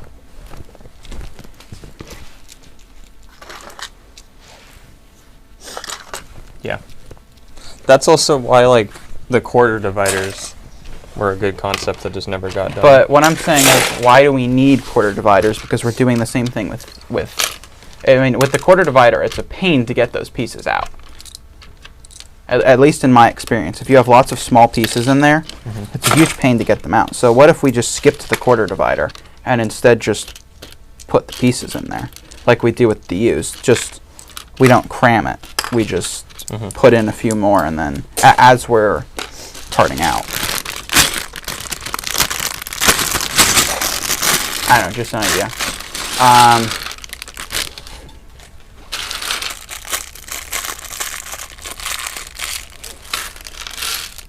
3 Ninjago Gardens last month, quite the job. Yeah, we have 1 over there. I'm really hoping to get another one before we part that one out, but if I can't get another one, we'll just go with that one. But yeah, that would, I guess that's what is that? 5,000. It's the same idea as this set, same exact thing. But yeah. Do you think your used Lego sells better than your new, taking into consideration the quantity you have available? Yes. Yeah. But we get a lot of used in orders as well. What? No. I think our used sells better than our new. If you scaled up the quantity of new, sorry. Or if you scaled up the quantity to be equivalent, I think we would get more orders from used pieces. But most than originally, at least that I personally, maybe everyone else has already reached this conclusion, but that I personally thought there were. And that a good amount of our orders are coming from people who are building for other people. Because because they've said, you know, keep the use. I feel like someone who is building a set for themselves would be less would buy almost all used unless the part simply wasn't available. Right? Because either they would want the new pieces. Well, then they would buy all new. But what if we don't have the piece they new? Then they're going to buy used because they're not going to go to another store to get it. I suppose that's true. For me personally, I think if I was at a store shopping for parts and I was going through my wanted list or something, I would probably first, as long as the price is comparable, if it's like way more expensive, I wouldn't go with new, but I'd first select new most likely. Then after that, I'd go through all the used. And I wouldn't mind getting used. And obviously, if there's a huge price difference, I'm probably going to go with used, assuming that it's hopefully a good quality. But you don't know that till you get it. So yeah. But I would be fine, I think, with both. I don't think I'd have a problem going with. Yeah. Andy asks, how do you keep track of which drawers are empty? They're just not on the wall. The drawers that are empty are piled up over under the cart. So and over there. Yeah. And up there. Yeah. So they're just not on the wall. Yeah. So when we have a drawer that's like half empty, what we do at the end of the day is take that drawer out. So as we're picking orders, if we empty out a whole drawer or half a drawer, it goes on the second shelf of the cart as we're picking. And then at the end of the day, we consolidate those together so that we have empty drawers that we can use to put new things in. It could be worth, well, no, see, the problem is we'd have so many, but it could be worth it to not consolidate and just use those half-empty drawers and then pull the empty, but that almost becomes more work then, actually. Especially when it comes to packing an order the following day, and the drawer's not on the wall because it's half empty, so it's in some other place. That's where it becomes inconvenient.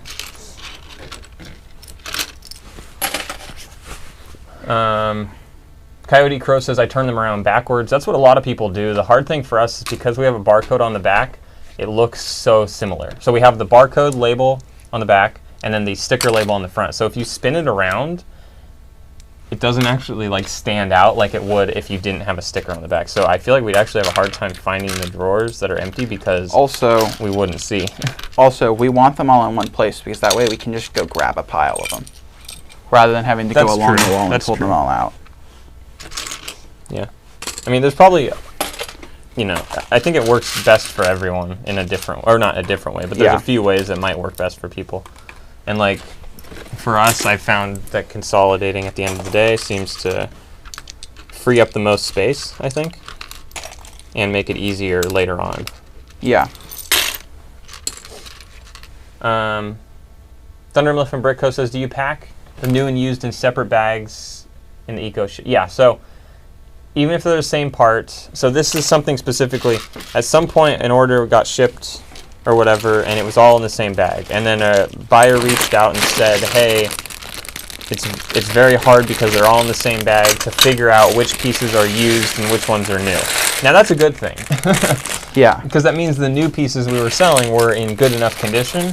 I mean the used, but yeah. Or yeah, sorry, the used were in good enough condition that that they look like new. But they were complaining because it was more work for them to go sort through which pieces were which before they could then build the sets they were building before they sell them. Because this specific person, I believe, was trying to assemble sets with like pieces he was missing, and then he sells the sets completed. I don't think we have that. Oh, we do have that color right here. So in that case, I understand why he'd want them separate. But yeah, even in eco-friendly, they'll come in two separate bags, one used, one new, which takes a little bit longer to pack. But I think I found an efficient way to do it. Some drawers are used, some are new, and you just label them on the cart. And then as you pack, if you pick it and it's new, it goes in the bin that's new. And then at the end, you bag them, and you bag them separate. Ben says, hey guys, rushed home to come watch. Didn't realize it was an early one today. Yeah, we thought we'd change it up and probably didn't announce it very well. So our apologies. But thanks for tuning in, Ben. I was like we were wondering if it works better being earlier for most people. And some people said yes, I don't think anyone said no, actually. No. I guess for the people it's not working for, they're not here. Yeah, exactly. So I But guess yeah, that means Ben, that you weren't here, and I was like, okay, we don't have Ben. When our early crowd here is the most loyal because they make it to the late streams. Although there's definitely people here that I don't think I've seen before. Yeah, definitely. So hopefully, and then of course there's 38 people watching right now. There are not 38 people chatting. So for those of you who are, if you're here and you're signed into YouTube, just say hello, even if we haven't seen you, just so we know that people are watching. Over here. Why? It stuck to my hand.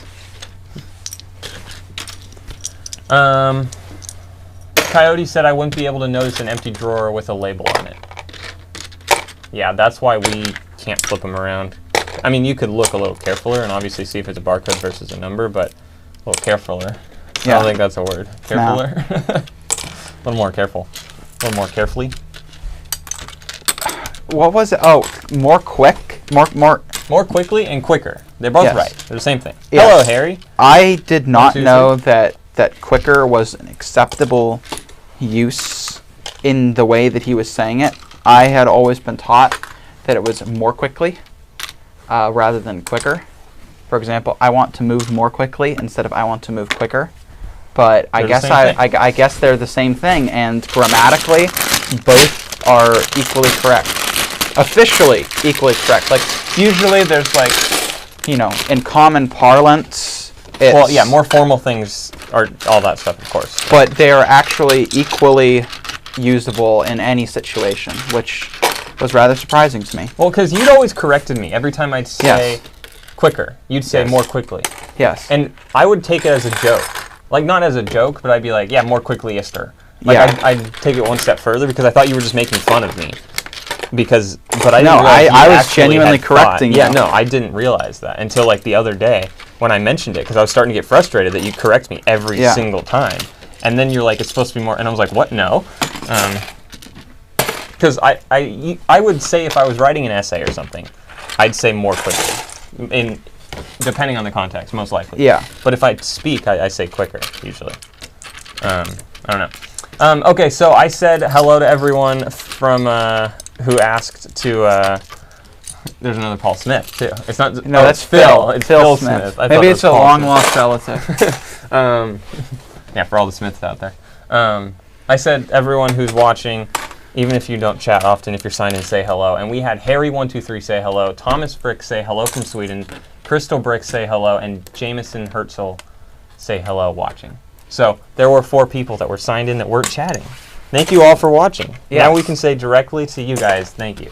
Thank you, Jameson. Thank you, Crystal Bricks. Thank you, Thomas. And thank you, Harry. Phil says that he is parting out 75159, which is the Death Star. That's another monster to part out, I can imagine. That's a big one, too, yeah. Is it new or is it used? They still sell the Death Star? They do, don't they? Yeah. Yeah. That's because they touch it up, which means they make like one brick change every once in a while, and then they refresh the minifigs with the newer versions. But and then they re-release it. Yeah. Gotcha. Because you got that when you were young. Yeah. Yeah, you've had that for a very long time. So it's the same, but just slightly different. Someone else here just finished building the same version that I have.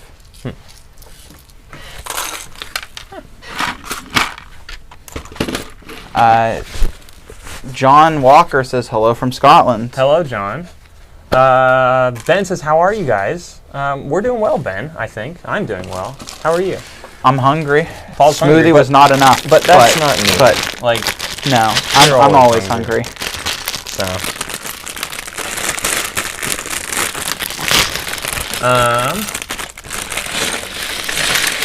Jesse Galley says, hello, I'm planning to set up a store with $2,000 capital. Any advice you can give me, I would appreciate. Should I buy used or new?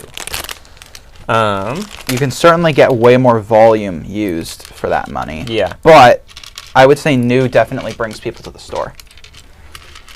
At least that had been our opinion before we had kind of started looking at more data. Yeah, I think part of it will be how you want to go through the process. So there's 2 different, what we're doing right now is sorting new, and this is more what new is. You part it out, like, not exactly like this. There's better ways to do it if it's a smaller set, but you will get less pieces, but the labor will be shorter and quicker.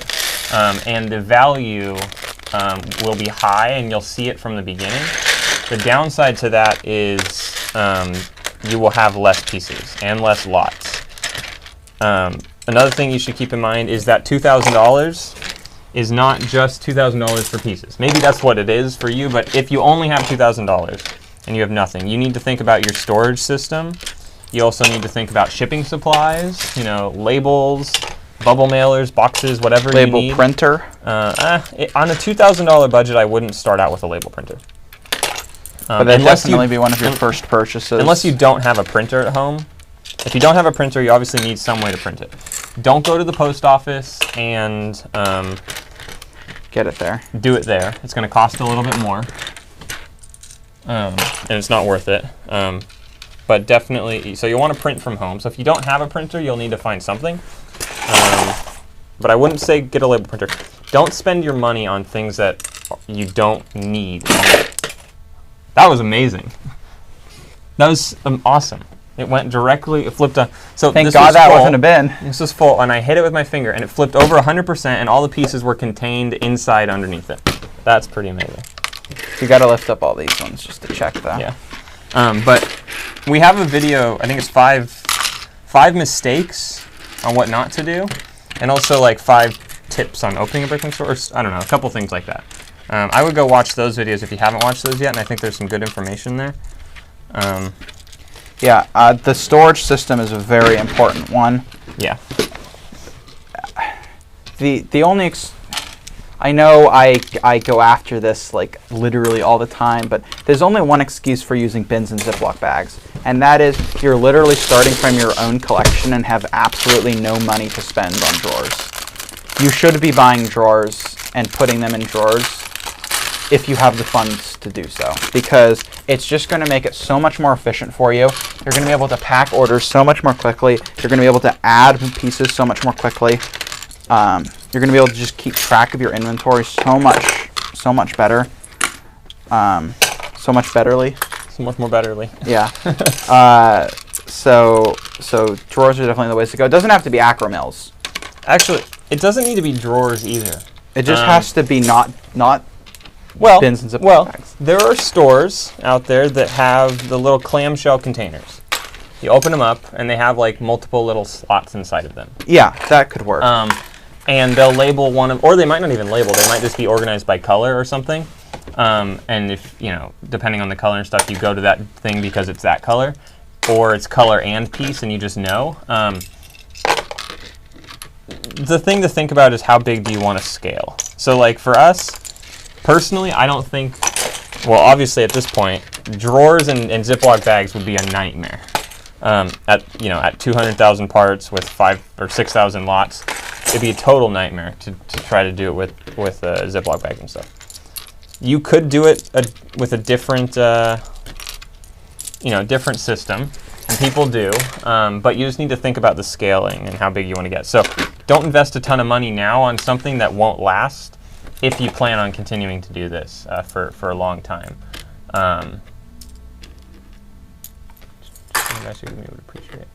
So I would say if you want an easier process starting out, new is the way to go, but you're gonna have a harder time hitting the volume that you might want to get to, and your margins will be lower as well. Yeah, exactly. That's the downside with new, is it's harder to find that 3 times part out value. With buying used, if you buy $5 a pound, that's usually, as long as it hasn't been totally sorted through and all the expensive pieces have been taken out, you're probably fine.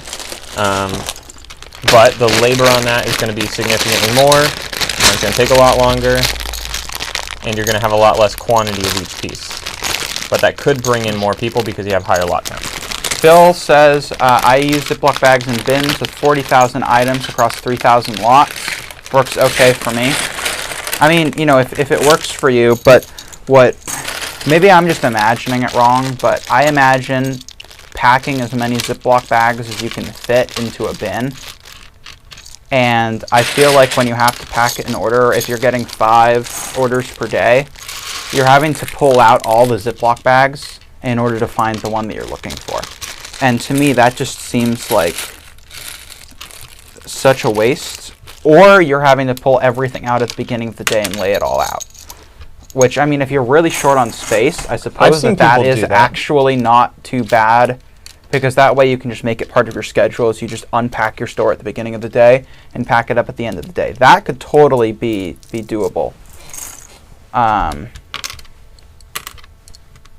I've seen people do that. But I would just be skeptical in terms of the amount of time that you are spending versus the amount of money that you are saving, right? Because it might on paper look like you're saving money, but if you count in your labor, you might be losing money. So that's right. just the something. hard thing is, like, we only have one store.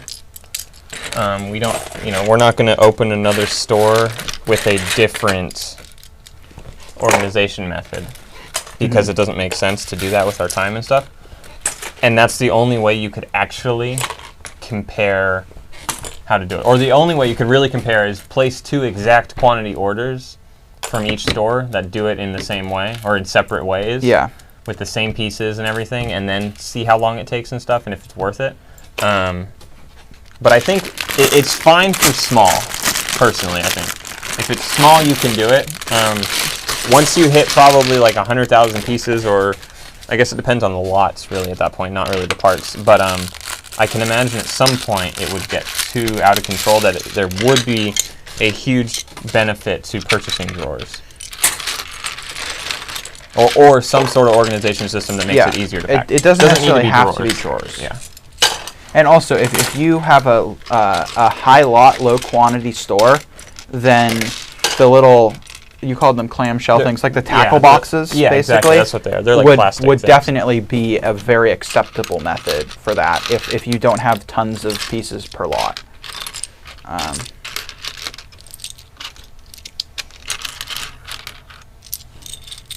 Phil says, bags are in number order in the bins, bar-coded, numbered notes in each Ziploc bag when orders come in. I print them in remark order and just start at bin 1 and work along. I mean, that's definitely organized, which I think is a lot better than what a lot of people seem to do with the Ziploc bags, which is that they just, basically the bin has a number, that is numbered, and then the Ziploc bags are unlabeled, just sitting in there. So, I mean, that's definitely possible. Also, it probably depends a great deal on how many Ziploc bags you have in there. Well, also, if it works for you, it works for you. We're not saying you're doing it wrong. There's no wrong way to do it if it works. Yeah. I mean, so long as at the end of the day, you are either happy as you want to be or making the money you want to be, either or then both. Or both, then it's irrelevant how you do it. So, I mean, so long as you're not like scamming customers or anything. But right, then you're doing it wrong. Yeah. But other than that, it doesn't matter. Hello, Fidel. Welcome to the stream. It says early stream. Hello there. How are you? I suppose this I might get some hate for, but there are only 2 wrong opinions in this. The first one is scamming your customer, and the second one is assuming that the Simpsons CMFs look good. Those are the 2 wrong opinions that I believe in the BrickLink community. So.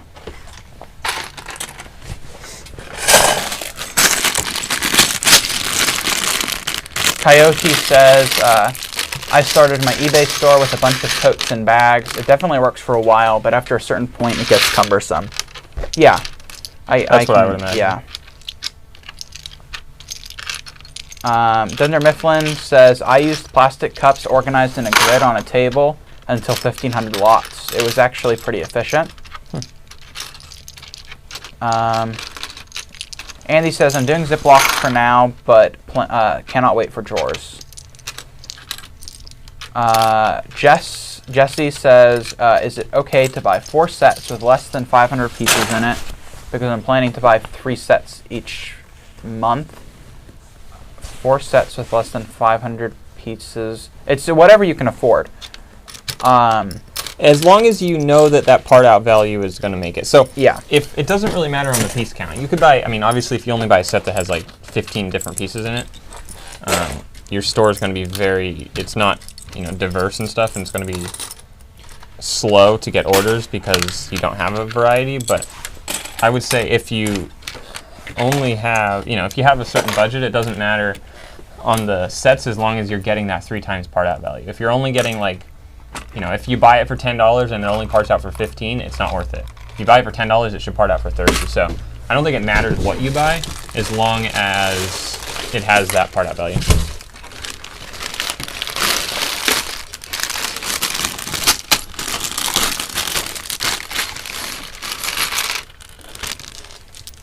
I'm almost done with my box, or my box without the white box.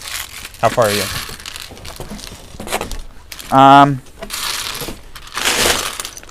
I don't know. What's less than halfway? I'm more than halfway done. Okay.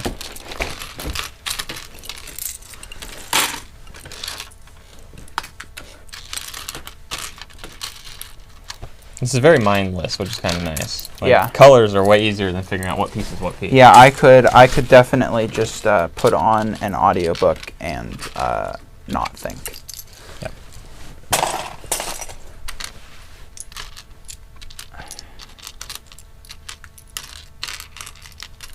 Reswan asks, do you have to go live once you open a BrickLink store? Or can you stay closed until you've reached a desired lot size and quantity? You can stay closed. Ben says, have you guys thought about a time or a date for the Patreon call?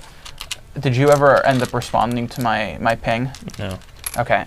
We have to figure it out. Kyle's today. not going to be part of it, most likely. It's just not going to happen with him, I don't think. I guess we can figure it out after. If our patrons are around, I think it's the collector's edition tier. After the stream is over, I'll hop in the chat there, not the voice chat, but just the normal chat, and we can figure out a day and a time that works for the most people, or maybe more likely, Evan and I will give some times and some dates, a range, and we can figure out what works the best for everybody. I feel like that'll probably be a better way. On Patreon for those people, but the thing is, if we get different answers, like if it's not unanimous, it's gonna be hard. I don't really know anyone that has a big Patreon or that has a Patreon at all, but I mean, it's not an uncommon reward that people do. So my guess is that it's the majority, whoever can make there's probably some. Yeah, Ben seems pretty flexible. Says I'm pretty flexible, so that's good. And we only have a few people that tier, so it shouldn't be terrible to get people to. If we ping everyone in a channel where only the collector's edition, they only get pinged, see it. Yes. Okay.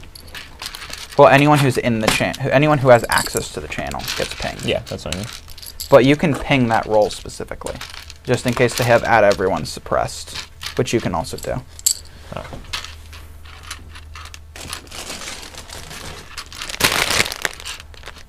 Fidel says, each one's parting out Diagon Alley. How did you divide the work? We're each doing one. And we're not truly parting out. We're sorting by color. Then after this, we'll each take a color and upload it that way in BrickStore. Or BrickStore, I guess I should say.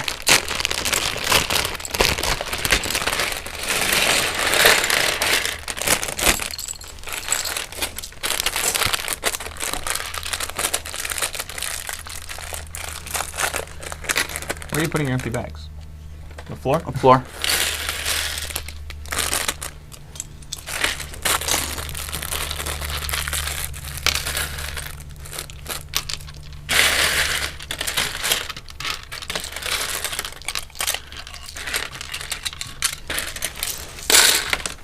I will say, going through and sorting the elements and the colors is going to be rough, though.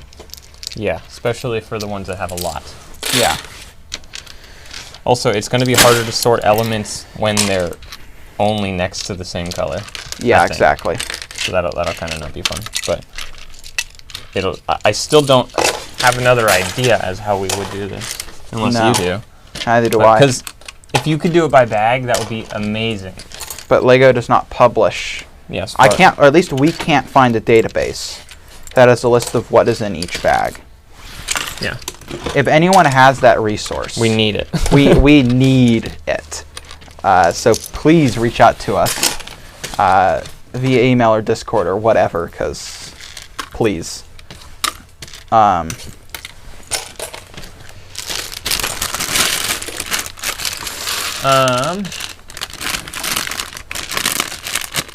Jesse says, what set are you sorting? We are currently sorting the Harry Potter Diagon Alley set.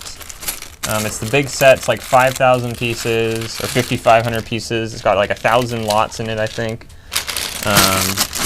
You know what we should do? What? Get a lower third that occasionally just goes across That saying says what we're doing. That would be a good idea.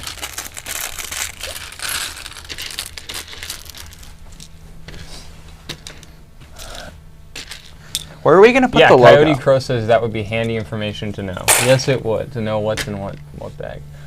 Phil Smith says, have you guys ever thought of writing your own software? I have my own code for basically doing what Brick Freedom does, taking a BSX and looking up my remarks, etc. Yeah, we've thought about stuff like that. It would. There are other things that we want it to do, and we don't have the technical knowledge to do those other things right now. And the time investment to learn those things is better spent sorting Lego. Eventually, we will probably make a proprietary software to do our things, but right now, in the immediate future, probably not. Kyle would be the only one that would probably have the expertise to do it, and he's very busy, so that's probably not going to happen in the near future. Plus, Brick Freedom works well, and it's not super expensive. So the cost that we pay in Brick Freedom fees is very low compared to the labor investment that it would take to code our own software to do that. So yeah, eventually the plan is to have something that can be internal that we can use that'll assist with stuff like that. But at the moment, not yet.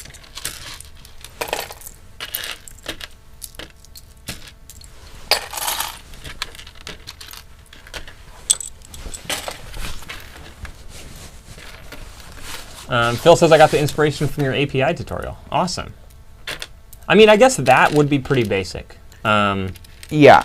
Not that I could do it most likely, but Kyle could probably do that pretty quickly. The issue, I think, would be the syncing. That's the big, I mean, that's, okay. In reality, that's the biggest benefit of Brick Freedom. Brick Freedom, is that it syncs the stuff, and then obviously there's other perks on top of it. And we have looked at exactly, well, not exactly, but we have looked at roughly how we think it works. And the issue is that there is no database that exists that has the part numbers, because on both BrickOwl and BrickLink, there are different numbers. Internal database numbers. It's not just a part number. It's a unique ID for each part. And those are not the same across BrickLink and BrickOwl. Of course. So basically, you have to hand make a database there, because obviously the databases that exist in the syncing platforms are proprietary, and they don't want to release that because that's all their money. So you have to make your own, and that's a lot. That's a lot of work. I had broached the idea of maybe using some kind of scraper or image or something like Amazon. What is Amazon's? I don't know. I play around with the AWS toolkit every once in a while, but Amazon has basically a trainable image recognition.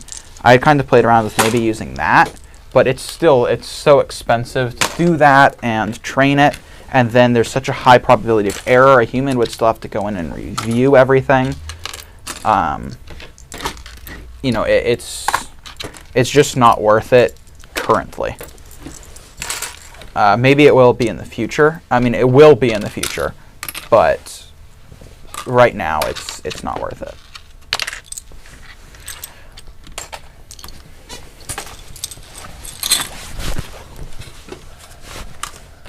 Coyote Crow says, I want the ability to part out just bag 3 of a set, or 2 if 3. Yeah, exactly. Yeah. That would be nice. Because we could have done this a very different way. We wouldn't have to sort by color. We could just take bags 1. And part it out. Part it out would be very nice. And, I mean, I know that database exists somewhere. It's just that it's on a Lego computer somewhere. And they, as far as we can tell, don't share that. Yeah, obviously a Lego has to know what goes in each bag, or you would never get the right pieces. I mean, it's not impossible that you could convince them to give that to you. It's just, you would have to talk to somebody you would have to get your way up to somebody who would actually have the authority to make that decision. But I can't think of a particular reason other than the fact that it's a lot of work for them to do that. In terms of like a company policy type thing, because I don't think that would actually give out any... it makes it easier though for the people who scam. It makes it less work because now they don't have to go through the instructions. Like the people like Lepin who create an exact replica of the sets, now they don't have to figure out what pieces go in a bag. And then, and but what order to they pack can it. already. But it's I work. suppose It's more work as opposed to. I suppose that Not that that's going is to keep true. Lego from releasing Yeah. it, but my guess is more likely that it would require a lot of work because it's probably not in a BSX. It's in Lego probably, or it might be in an XML, but it's probably in some sort of proprietary software. And they would have to port it and make it consumer friendly. well, they also probably don't see a reason why consumers should need that information. Exactly. So Now that said, they have purchased BrickLink. So I suspect that in the future there will be more, this might be good or bad, more control over the Lego part marketplace. I don't have any inside information on this. This is just my own personal speculation. So, take that as you will. But I expect that there may be more resources in the future at the cost of more regulation. As Lego controls BrickLink now. I could potentially see if maybe a bunch of BrickLink sellers got together and said, hey, we want this information available on BrickLink. I could see that as a way of it happening if for some reason Lego saw that there was a large demand for it, because in a way BrickLink sellers are a customer because they're purchasing Legos that Lego gets money from if they're purchasing new, and then also Lego is getting a fee from your BrickLink fees. So in a way, we are customers of Lego simply from selling on BrickLink. So potentially if enough people on BrickLink wanted it, but I mean, that's still, you'd have to find some way to create a petition and get it to Lego, and Lego would then have to accept it, which there's no guarantee. I don't think it would happen because it's more work for them that does not increase profit or the majority of consumers' happiness towards their product. So I don't see a reason why Lego would benefit from it. Besides, we would benefit drastically. It'd be so much nicer. But the majority of people are not running a BrickLink store, or even the majority of BrickLink store owners, are not running a store to make money as a profit. Yeah. As a business. They're doing it to fund some additional Lego hobby type stuff, and they're usually selling sets or pieces that they have left over, all that kind of stuff. So the entire BrickLink community has been asking for decent seller tools for the last several years, so I doubt they'll do something like that anytime soon. Yeah.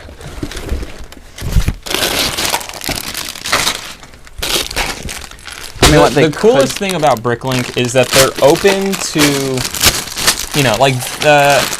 you have the ability, because as far as I know, BrickLink's not associated with BrickStore, officially. Obviously, though, BrickLink does have the ability where you can paste in an XML from a software or an inventory software. So it's not like BrickLink only wants you to use their stuff, which is nice at least. They don't limit you to that. Yeah.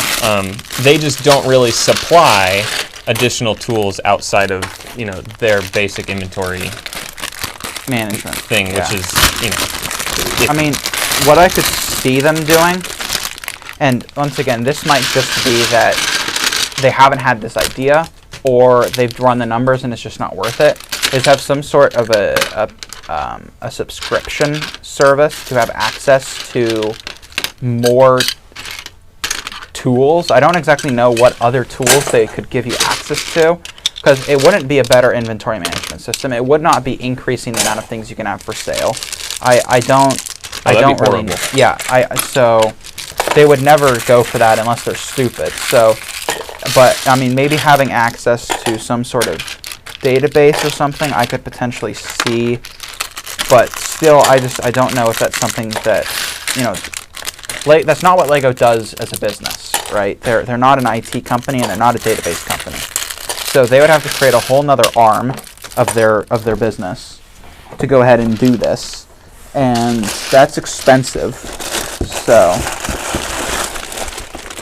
yeah, Dundermith and Brickhouse said something cool. It would be cool to have a website where we can upload a BSX file and record which parts are in each bag. Just that's one part out. And then I assume eventually that would build a database so you could know what's in what bag. That would be very cool. Except if, you know, you have the people that, like, you need some way to verify that. Yeah. In which case you'd have to have multiple people. Not that this wouldn't make it work. It'd be very cool, and I mean, I don't think we're the ones to make a website like that, but yes, that'd be very nice. You just need a lot of enough traffic to it, and enough people parting out the same sets. Yeah. But yes, that'd be very, very, very helpful, for sure.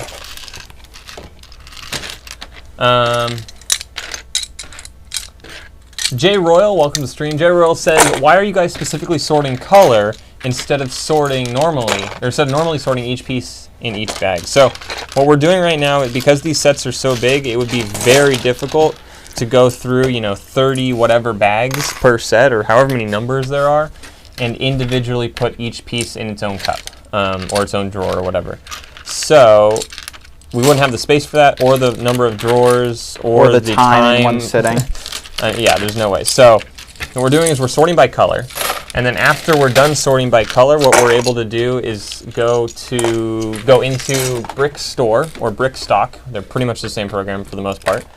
We can add the set into a file with all the pieces that's in the set. Then we can sort by color. And now what we're able to do is we can just take one drawer, pour it out, and then part out each piece into its own drawer and assign remarks that way, and upload using BrickStore. And the benefit to that is we can do it in multiple sittings. And instead of just sorting and having to upload all at once, we can upload, like today, maybe we'll just upload the pinks, and then tomorrow we'll upload just the browns and all that kind of stuff. So we can do it over the course of multiple days, and it'll lower the amount of space that it takes for us to part out. Because if we started this would be something where we'd have to focus on it for the next 2 or 3 days, however long it takes until it's done, because we couldn't do anything else in here because we'd be taking up the whole room. Mm-hmm. So that is why we're sorting into colors at the moment. And we'll have a tutorial video coming out on Monday that is how to use a function of Brick Freedom called BrickStock Merge that'll actually, if you haven't used it, we'll show you how you can significantly make it significantly more easy to add parts and new sets into your inventory. Goodbye, Emery. Everything. Emery, have a good one. I didn't even know you were here. Gonna have heaps of time for Lego in a few weeks. That's awesome. Once you're done, that's great. Have a good one, Emery.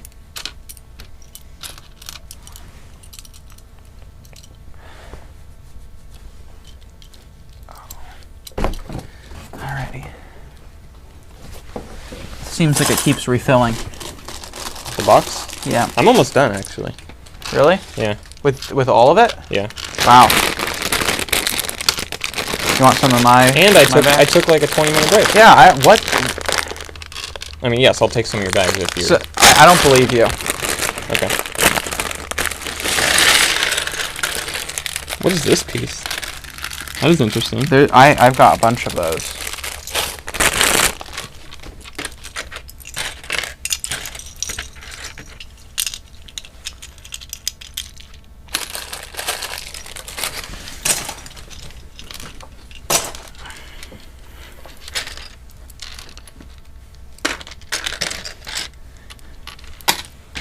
just got quiet all of a sudden. Yeah. Well, I'm almost done. I gotta focus on finishing. What was the reason we started our BrickLink store? Vincent wants to know. Like my reason years ago, or I don't know. I don't know. My reason years ago was probably because I thought I could make a lot of money. And I had always like come up with ideas like I can make money this way or whatever it was. And this was one of them that was like an honest, not that I was coming up with scams and stuff, but this one was like an honest way of potentially making money. Evan, I think that it would be very profitable for us to reopen the snow cone machine.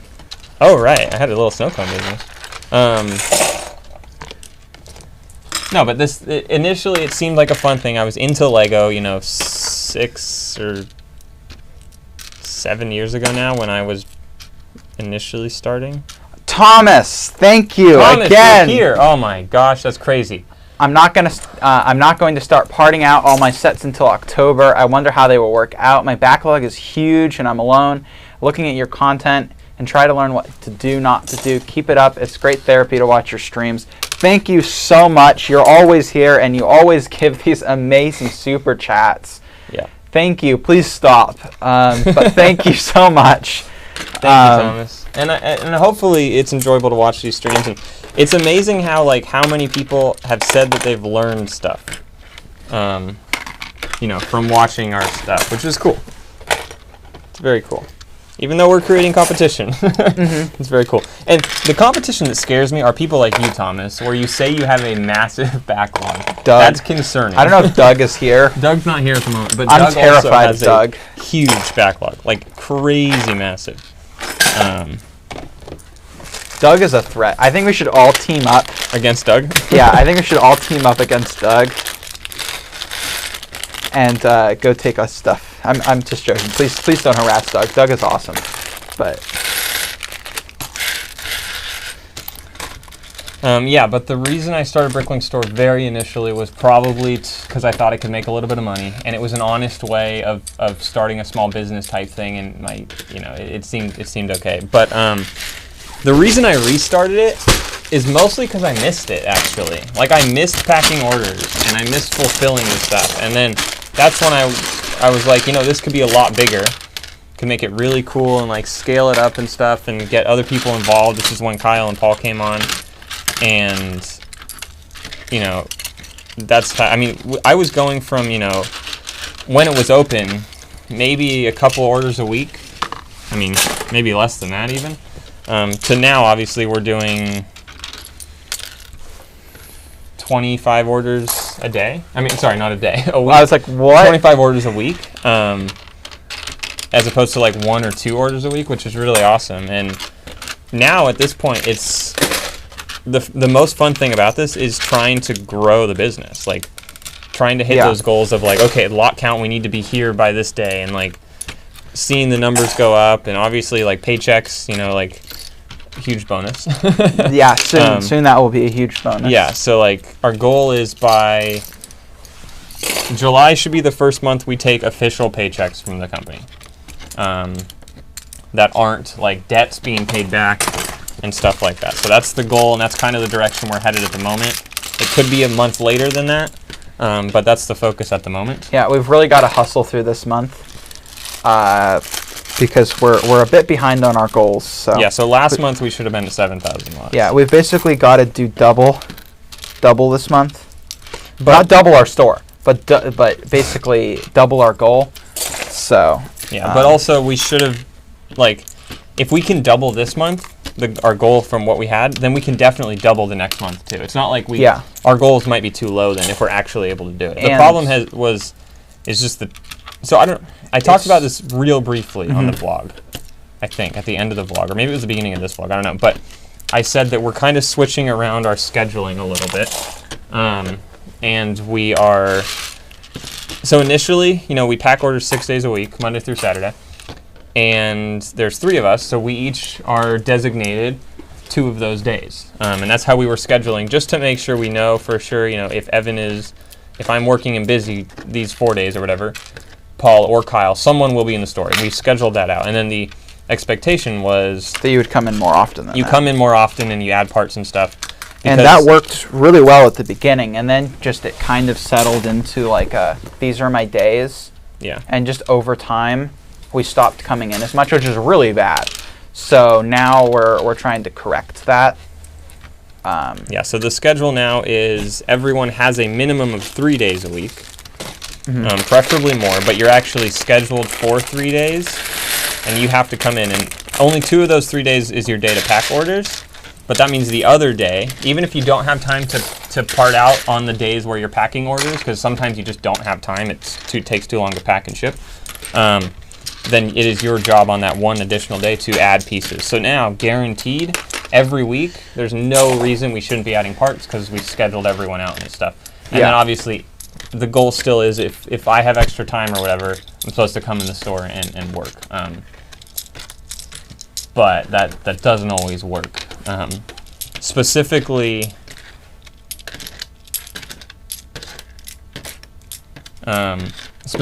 if there's like, it's late in the afternoon or whatever and I'm tired and I don't want to come in, or I have 10 other things I'm doing. So it doesn't always work, but packing orders, fortunately the packing order schedule has pretty much always worked, and very rarely do we miss a day where orders don't get shipped out or something.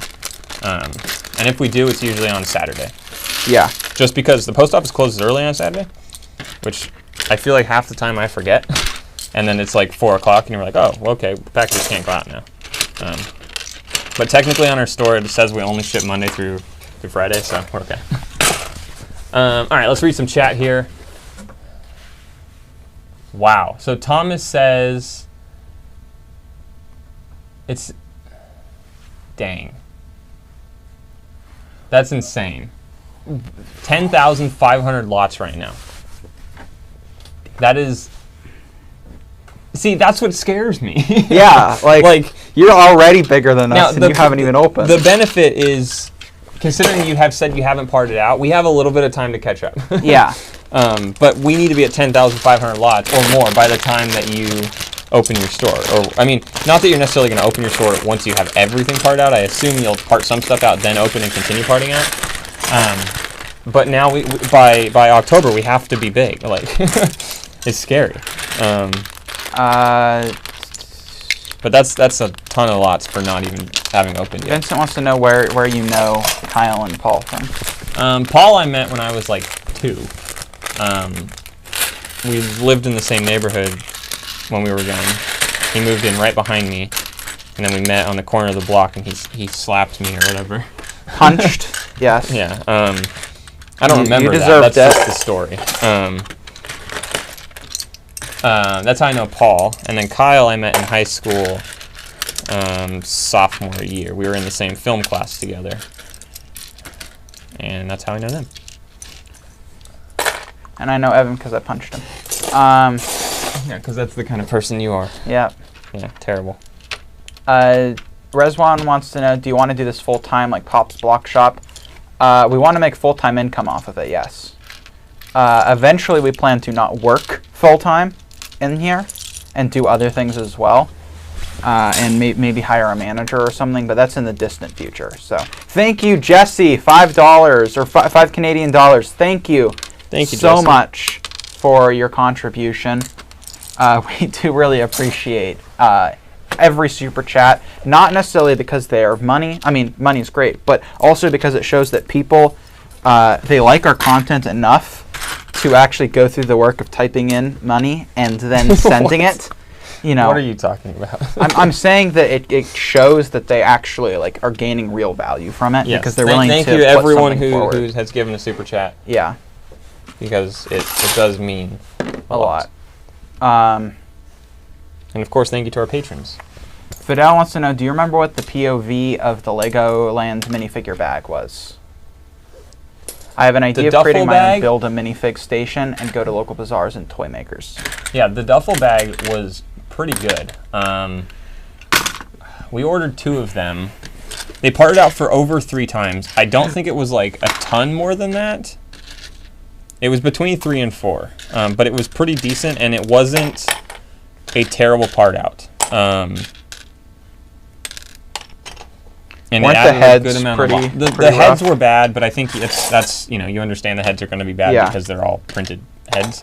But other than that, they were totally fine. Unfortunately, there's still a few pieces that are not on BrickLink that I've added to BrickLink and have been denied, and I don't know why they were denied.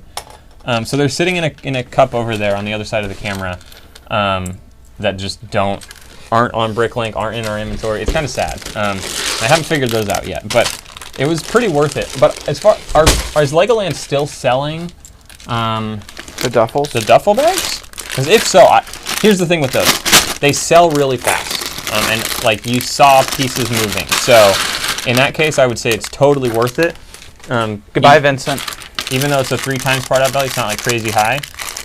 They move very quickly. And Ben, thank you for a super chat. Thank you so much. And of course, Ben, thank you for being one of our patrons on our top tier collector's edition. We will figure out that call very, very soon. We need to figure out that call very, very soon. I promise. Like today. Or we will work on figuring it out today. Is there a way to part out a single bag from a set? No, that's what we were talking about a while ago. It's stupid that there isn't. But no, we can't find the database, and we spent a lot of time looking. Jay Royal wants to know, why keep and maintain your business in California? I have 2 LLCs that used to be based out of Ventura. As my business grew, I noticed it wasn't financially feasible to pay CA taxes. I moved the LLC to Texas, but kept my operations in California, ultimately giving me a huge break. That's something we've talked about doing, specifically just the flat out, and it's the same with Running Gear. Running Gear's an LLC based in California as well. We've talked about changing the headquarter where it's registered because the franchise tax board and the fees that they love to take are so stupid. So yes, that's been a discussion, and it's very possible that will move for sure. Does that require you to have an address, like a P.O. box, I assume, in another state? I haven't actually looked into it, but Kyle has brought it up. It's been discussed for sure. But yeah, does that require you to have a P.O. box in a different state? I imagine you need something there.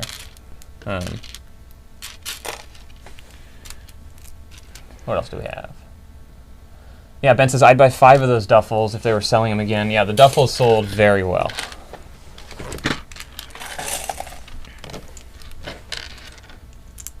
Although the duffel bags have not sold. Have we even listed them? No, maybe not. Then maybe that's why. Yeah, maybe we should I list thought them. they were in the gear category of our thing. We have a few things in there that are gear. Really? Have we listed the heads yet? Those aren't on BrickLink. Really? Yeah. Have you submitted a request? I don't know. I submitted a request for Lego parts, like minifig things, and they denied them, but they didn't give a reason. I don't know why, which made it very confusing because they denied it because they're processing someone else's of the same request. But that was a while ago, right? Yeah. Yeah. I haven't checked to see if someone else's thing is on there. Maybe it is now, but I don't get it. But it's like it's part of a minifig that is already there or something. So like a lot of the torsos that we have that are not on BrickLink usually are printed on 2 sides, but for whatever reason, this specific one only has print on the front and not the back. And we have quantity of them. It's not like it's a mistake. But that's why we can't add it. And then maybe they think it's a mistake and they're not going to, I don't know. But can't you sell misprints on BrickLink? I think so. I don't know entirely. You can add a custom image and stuff, so I don't know. Jay Royal says, yes, you need a physical address. I use an address of family members' P.O. box with California mailing. With a P.O. box in California as my mailing. Oh, okay. Gotcha. I have family in Texas, so that could work. Or you have family in Arizona. Yes. Yeah. I also have family in Vermont, but I have no idea what that is. I also have family in Massachusetts, but I assume that probably isn't a great place either. So I don't know. We can always shop around. Anything's gonna be better than California. Yeah, that is true. Yeah, but yeah, no, we've discussed that, and it probably won't happen this year, but it could happen. It'll happen in the future, most likely.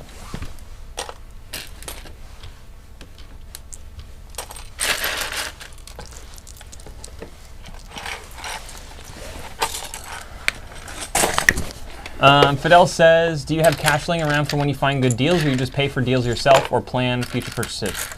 Both. At times we'll have cash laying around, and then obviously if we spend that, or if a deal comes along where it's too much, based on what we have sitting around, we will either personally, that's how we do it. We personally finance it, and then the business owes us money. That's the most common way for big purchases, I guess. How many bags do you have left? This many.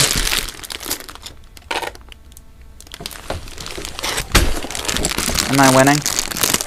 Are you trying to win? Is it a race? I don't know. I don't think so. It's not a race if it means you're going to go faster. Ben says, cost me £700 after import duty and tax, so at $1,000-ish profit time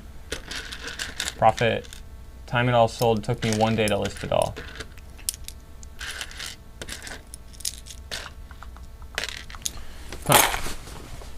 Yeah, I mean, and yours sold fast, I assume? Sold, profit, time, it all sold, took, okay, yeah. I mean, yours seemed to sell fast too, I think. But yeah, that was a great deal, which was cool. What, the minifig? The minifig bags. It Yeah. It was maybe not a great, well, actually, great deal, but it was a good deal for minifigs, for sure, for new minifigs from, Legoland. And I wish there was a little bit more variety in it. But there wasn't, but that was fine. But how long did we have those? We had those for no. We had the Legoland new. Yeah, you mean the Legoland used. Yeah, exactly. Some of it was just not new. Some of it wasn't Lego. Yeah. We had that for like 6 months before we went through that one.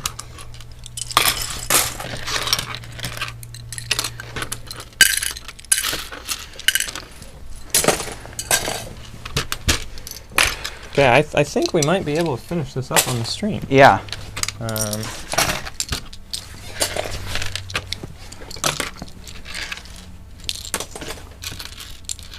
I'm getting pretty close here, which is good. It's good that we were able to do this in it'll be about 2.5, 3 hours. And then we can actually start the upload process, which probably won't get done today. I actually have to leave after this. Are you going to be able to pack? I don't know. You might have to do it. Okay. We'll see how long this actually takes us. Yeah. Well, I'd prefer you pack rather than upload, and I can... Oh, I'm not going to upload this. Okay. I mean, how long this takes us to finish sorting right now. Oh, yeah. I think we should just finish. I don't think we should stop. Yeah. Oh, no, we do have that. Okay.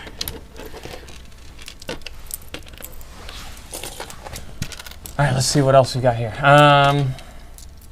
Yeah, Ben says, yeah, sold very fast. Still got some bits left. Yeah, we do too. But 50% of the money back within 2 weeks. Dunder Myth on Brickco says, you guys mentioned ShipStation earlier. Are there significant benefits to ShipStation over Pirate Ship? As far as I can tell, the nicest thing about ShipStation is first of all, you can ship not through USPS if you need to. So obviously you have more options there for shipping, which potentially could lower your cost of shipping if, because I believe it compares the prices. I haven't used ShipStation yet, so I'm not sure. But also, you have a lot more integration than Pirate Ship does. So you can have all your PayPal stuff imported and stuff. There's no need to copy and paste anything. So you can just have everything, integrated, and all you have to do is click on it and say how much it weighs, and it's all done for you. Which should reduce any potential errors if you copy and paste or try to put stuff in there. Another thing over Pirate Ship is, again, the integration where with PayPal, if people pay you through PayPal, in order to get PayPal or seller protection, you need to ship to the exact address, and you need to add a tracking label. A tracking number to PayPal, which technically for Pirate Ship is an extra step. Because now, after you ship on Pirate Ship, you then have to copy and paste the label into PayPal, and it takes a little bit more time. So with, again, the integration that ShipStation has, it's all done for you. because it's all API based, I believe, and it all is taken care of. The biggest difference, though, obviously, you pay for ShipStation. You do not pay for pirate ship. The rates, I'm sure, are the same. I would, actually, guaranteed the rates are going to be the same. But the interface is going to be slightly different. Something else I kind of like about ShipStation is on your label, you can put your logo.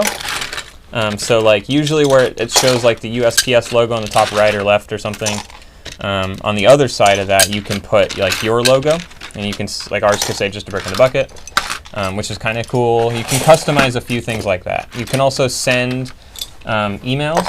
So once you create a label and ship it, it can automatically send an email, kind of like the drive-through message on BrickLink. But the difference here is that it's a separate email through ShipStation that's like, you can set it up how you want. It's a little more, it makes you look a little bit more professional, I think, because you're not just using BrickLink's internal stuff, you're using what looks to be custom stuff for your business. But it does cost, I think it's $25 a month for up to 500 orders. Or they have a smaller one, a cheaper one. I think it's up to like maybe 90 orders or something. It's like $10 a month. But obviously, if that's a cost you don't want to pay, then it's not worth it. But I wish PayPal was a little bit better, because the truth is PayPal has all the functionality we need. It's just inconvenient how we have to go about, shipping a label and stuff like that. And it's not the most friendly interface. It's also slow. PayPal is just a very slow. Not super slow, but a slower website than you would expect. And now our PayPal doesn't work. So we're gonna have to fix it soon. So I might this afternoon play around with ShipStation and try to set that up and stuff. I'm not sure. I haven't figured it out yet, but ShipStation might have a software you download instead of browser-based, which I actually love the idea of. Yeah. That's fantastic. I'm not sure. I'm not confident on it. Hopefully that removes a lot of the potential error. Well, also just the amount of time you have to log in and stuff. If the software's downloaded, you shouldn't have to log in or anything. Yeah. It can always be open, or it's easy. Like, in theory, it could be great, or it could be horrible. I don't know. I know Chris from Chris is not working. Chris from Great Brick Lab uses ShipStation and has for a while. He loves it, so hoping it works great for us as well. You guys will know soon, though, because if it doesn't work, we will for sure tell you. Ben says applying for an online postal account today should save me 60 to 100 pounds a month if calculated it correctly. That's very good. Ben says I'm trying to make stuff more professional, hence the new logo, etc., and some other stuff. Yeah, that's something, I guess, for whatever reason, at the beginning, I kind of was like, oh, we should have like a logo and a brand and stuff. And I don't know. I guess I don't know why, but people don't. That's not how most people think. Like, that's not their first thought. For me, it's like, oh, if we have a business, what's the name? What's the brand? What's the marketing material? I don't know. That's not a normal thing. Or first, I mean, I'm sure for real business men or people, not just men, real business people, I'm sure that is their first thought. But like, I don't know.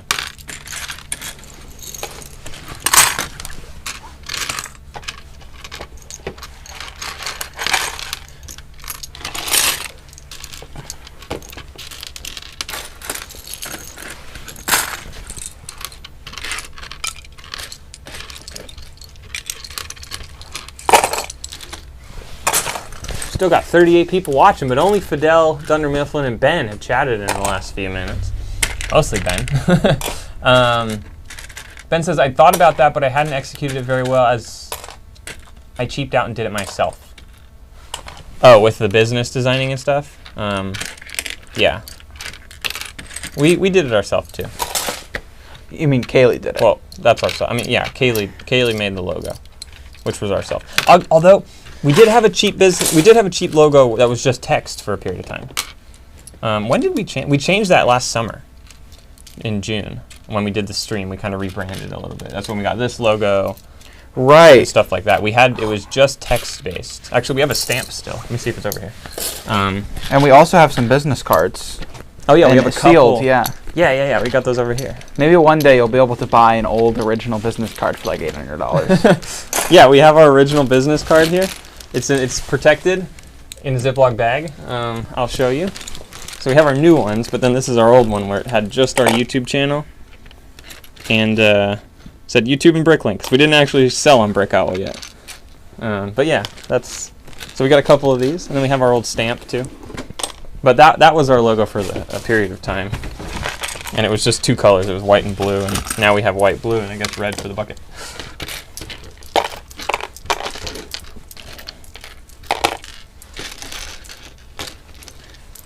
I mean, if you're standing, your head gets cut off. I know. Although I am a little shorter than you. Is this a person? I put it in there. Okay.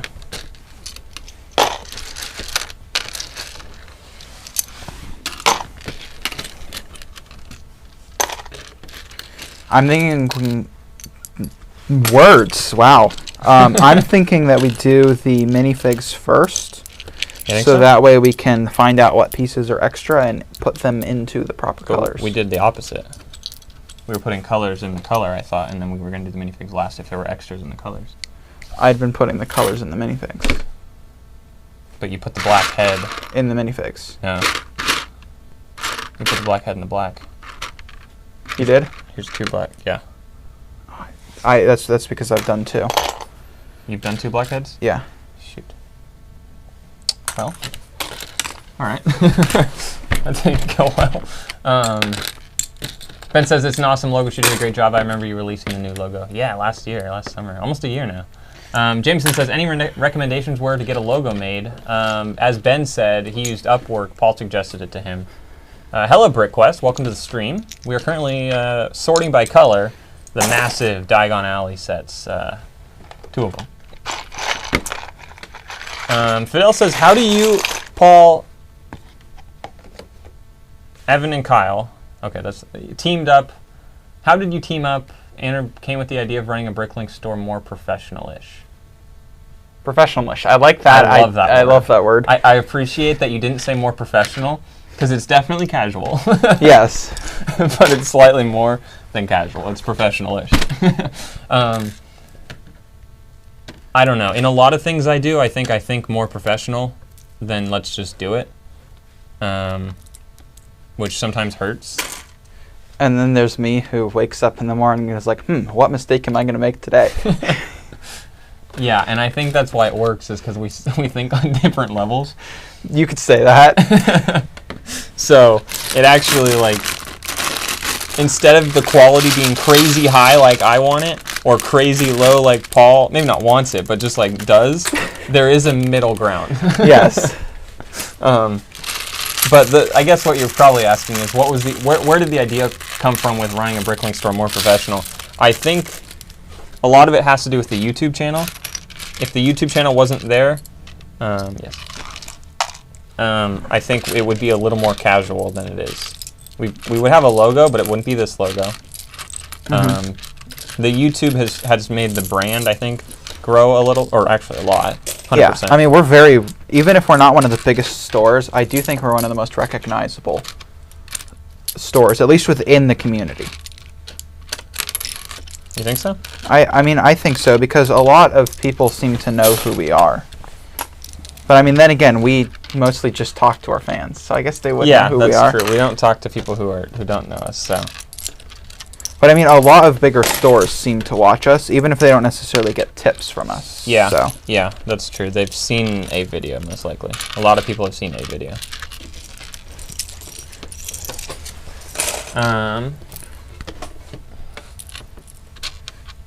Yeah, Upwork is the website.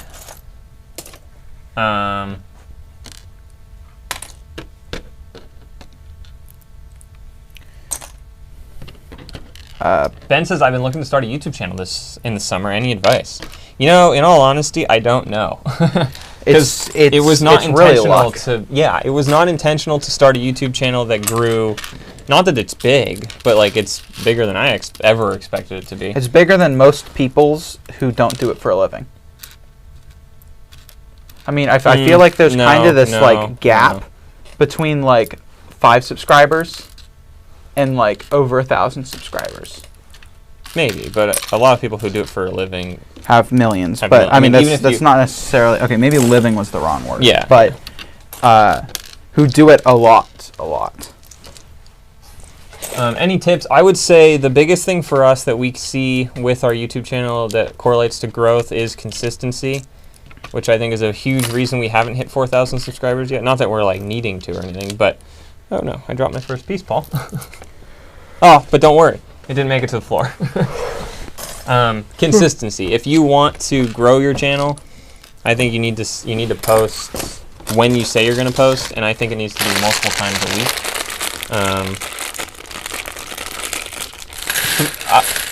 So we try to post 3 times a week and a stream, and it's very hard, especially since, you know, everything's gotten more busy. Not just the store, but like lives have gotten busy because, you know, stuff's opening up and getting back to Normal. You know, normal. That's when it got difficult. So I wouldn't recommend 3 times a week. Okay, supposedly this is... Oh, it's squished. And you opened it up. Good job, Paul. You ruined it. I mean, That's it's the still mistake sealed. you made today. It's still It's not sealed. It's open. No, that one is still yeah. sealed. It probably parts out for similar, I think. What's in it? Minifigs? Yeah, it's probably parts out for similar.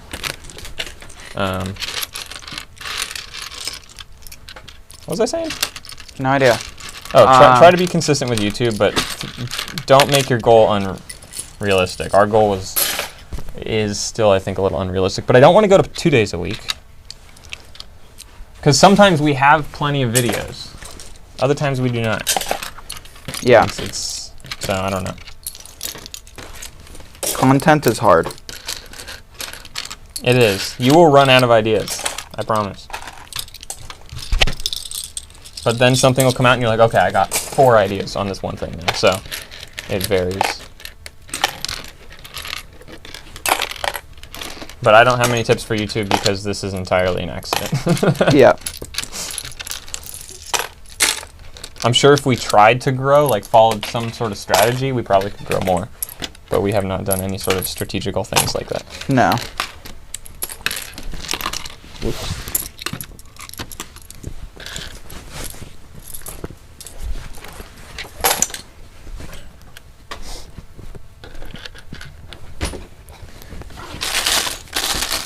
Night 40K wants to know, do you have any recommendations on how to go about acquiring another store?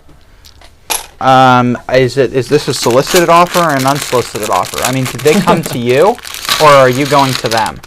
If they're coming to you, then just make them a low offer, and then they'll say no, and then make a higher offer, and then maybe they'll say yes. If they're wanting a lot of money, then go ahead and try and get them to throw in some extra things to make it worth your money, and don't be afraid to say no, because if it's not worth it to you, then it's just not worth it to you. It's rather, you know, straightforward in that regard. If you are going to them, that becomes a lot more tricky. Because they might not want to sell their store. So, now, I mean, that said, if they are, I mean, I'm not an intelligent business person, but if they are running it as a business, they would hopefully understand that receiving a large amount of cash, even if it's not the same that they could get for selling at market value. No, but the key here is for a buyer like yourself, Night 40K, you need probably a certain value that you're taking the store at. So if you're taking the store and it's worth $50,000 retail, you're going to want, or $60,000 retail, you're going to want to get it for 20 grand. So that because you still have to spend all the time going through it and adding it and stuff. You know, maybe you could go a little bit higher, maybe 25, something like that. But on my end, I would not want my $60,000 store to sell for $25,000 because that's exactly the price that I have already paid. Yeah. So it really only pays back your money. So it really, I think the key is you have to, if you're searching for things, you need to find people that either have a small store, and I've found with a lot of small stores, a lot of people say, you know, one, they may not want to do this really long term. They're just kind of doing it for a little bit of fun. So an offer that, you know, is a high value offer, or even just a low value offer, but it's a lot of money for them, they might get rid of their Lego now and have a good chunk of change, and they don't have to do any more work. So it might be worth it. And that could be the case for a big store. If the big store's, you know, thinking about closing down, it could be worth it. But I would say find the smaller stores where if you take off all their inventory and they want to start over, they can start over in a different way. Because I think for certain stores, actually, a lot of people ask us this all the time. If you could start over, how would you change things? And at the moment, my biggest answer is I wish we knew lot count was important. Because then our buying strategy would have been very different. But being that we didn't think lot count was as important, you know, I feel like we wasted some money. Well, maybe not wasted. Like, not did wasted. Not use it was efficiently. utilized in a different way. Yeah, yeah. So also, like, a huge thing is if they're selling you their store, are they also giving you maybe Acromills units or stack-ons or drawers, or how is it coming to you? And if it's coming to you, and this actually goes along with Ben's question right now, which is if you were to buy another store, what sort of part out would you want? Still 3 times or more like 4 times? I would actually, it could totally depend. I would say you could go lower than 3 times if it's organized when you receive it. Because now, if all I have to do is open the Ziploc bag, and they sent me the file of their whole inventory, and you just double check it real quick, and you put it in a drawer and it's assigned, well, now it's not as much labor as it would have been if you were parting out a set and having to sort and add each individual piece. So the labor with that, you could technically go maybe a little bit lower than 3 times. But if they're just going to pour all the lots into the same bag, or it's organized on their end in a weird way, and they're not going to bag it all individually or something for you, then you might want a higher part out value because it's going to take you a significant amount more time to part out now. So it all depends on, I think, the situation. But we've thought about it. I've thought about acquiring stores for sure. We've never reached out to anyone, I don't think, right? No, but we have had people reach out to us before. Yeah. We have, well, I don't know if I guess we've technically acquired stores before, but not super large stores. We've never gotten anything that like doubled our size or anything like that. Yeah, no. We did purchase a bunch of still boxed new from a guy who was selling off all of his technically stock. In I think it was January, February time maybe, we purchased all of this guy's stock. So I guess, yeah, we purchased that store in a way. And that I don't know if that doubled our size, but it did significantly increase it. So yeah, that helped a lot. That was the huge haul we had with tons of parts, tons of different sets too. Very Star Wars sets in there as well. I think there were like 2 or 3 of those. Yeah, good variety of stuff, which was nice. We actually still have a little bit of it down there. That's what we've been working on parting out for the past few months, actually, was all those. Yeah. Should we say the other thing or not yet? I think it's been agreed on. Okay, so at the moment we're in the process of buying out another store. I think it's been agreed upon, a price and everything, and it sounds like it's all a go. Again, not a massive store, but something that'll help increase our lot count, and it's worth the value. And the biggest thing with this one is the majority of it is coming all sorted. All we have to do is verify, what's there and upload each piece and stuff. So, or we could upload multiple pieces at a time. It should be pretty good. So that'll be fun, and you will see that in the coming weeks, as long as it all goes through, which I imagine it will at that point, right? It seems like it will. It's gonna. Yeah, I would be shocked if it doesn't, but it's gonna take I think that they're being optimistic in how long they think it's gonna take to get here. So yeah, I think it'll be a few weeks, and even then, we need. Well, I don't know, maybe not. I assume we're going to need the drawers on the back of this wall before. Yeah. Because this will be done before. We got a BSX, and it looks like there's not a ton to consolidate, so... Yeah, most of it's all new lots. Based on what we looked at initially, it adds 400 new lots. But then there was a lot more added to the offer and talked about, so I think now it's going to add closer to like 1,000, which is nice. But again, not a crazy big store. No. But that's our first time directly acquiring an actual BrickLink store. Yes, and once again, that was solicited. They came to us. Yeah, they came to us, which I don't know how we would approach someone else.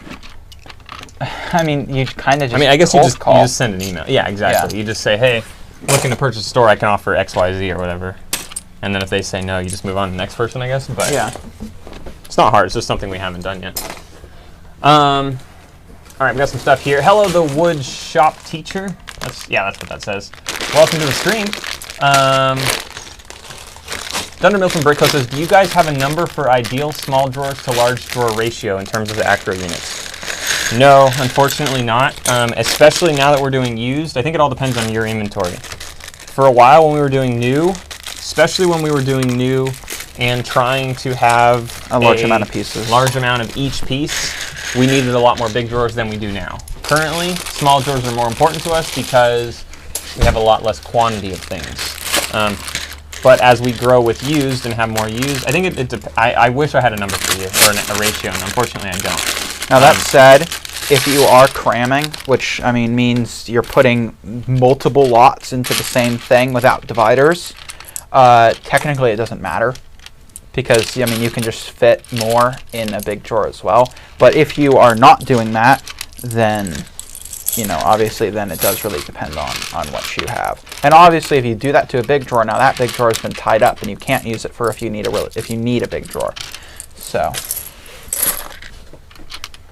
keep that in mind as well. Yeah, I think right now, currently though, we have about one big drawer unit for every two small drawer units. We might have a little bit more than that. Well, hold on, actually, that's not true. It's not 1-to-1, but it's...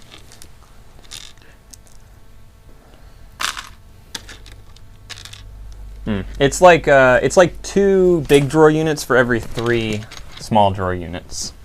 Or it's closer to that. That's currently what we have. Have you ever seen this piece before? Yeah, I don't remember where it came in, but yeah, I've seen it. It's for the flexible. Yeah, stuff. It's like rubber. Okay, we got some other stuff here. Just Bricks is back. Welcome back. Mike, hello. Welcome to the stream. Daniel says, I work for Lego and I love your videos. Thank you, Daniel. What do you do for Lego? That's pretty cool. Fidel says, imagine if you bought Doug's stock. You would have enough backlog for a whole year.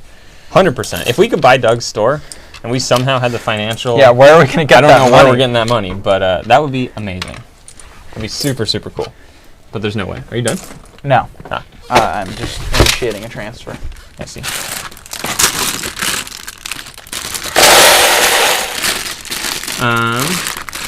Thomas says lot count is important, but if you only have 1 or 2 items in most of your lots, it'll be hard to attract big sales. I agree with that. That's why there's a balance actually between the two. But initially when we were doing this, we totally just thought, I don't know why, we only thought like quantity. We didn't look at lot count.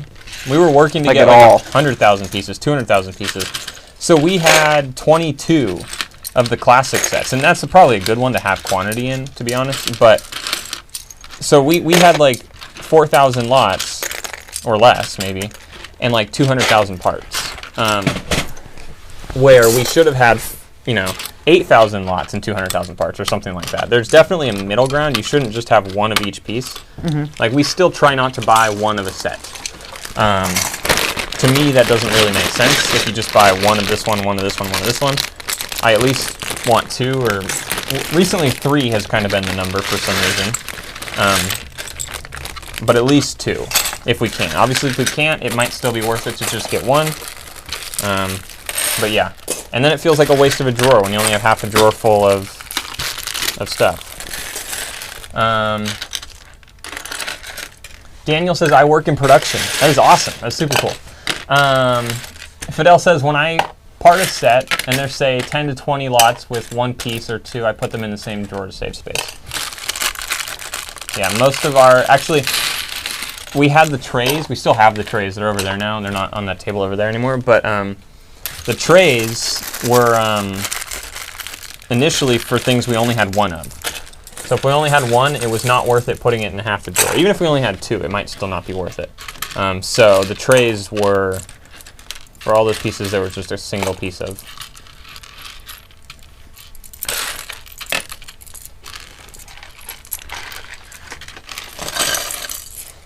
All right, I am almost done. Are you almost done? I've got like, I don't know, maybe 6 bags left. Really? Come on. This is my last bag. I don't know how you managed to go so fast, because you were gone for like 20 minutes. I know. How do you manage to go so slow? I don't know.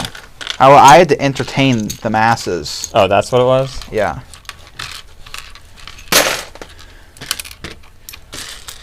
What else do we have here? Thunder Mifflin Brick Coast says, from what I can tell, a lot count determines how many sales. Piece count determines size of the sales on average, that is.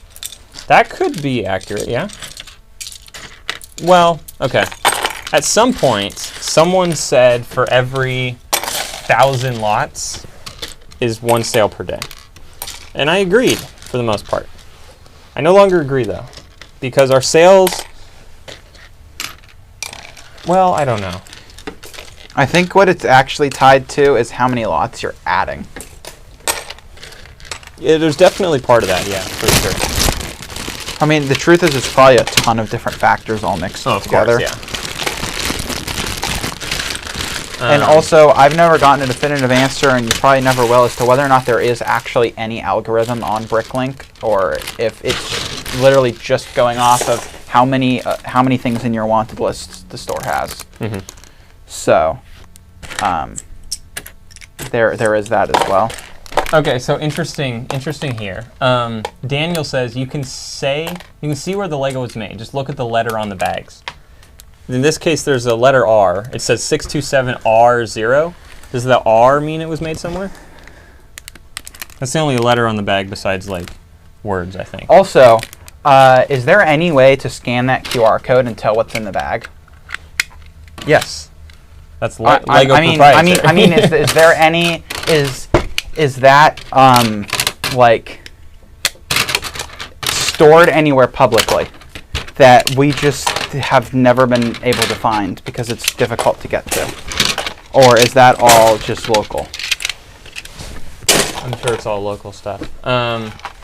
TK Brick says, hi, what are you selling more of, used or new? Quantity-wise, we still sell more new because that's mostly what we have in our inventory still based on quantity.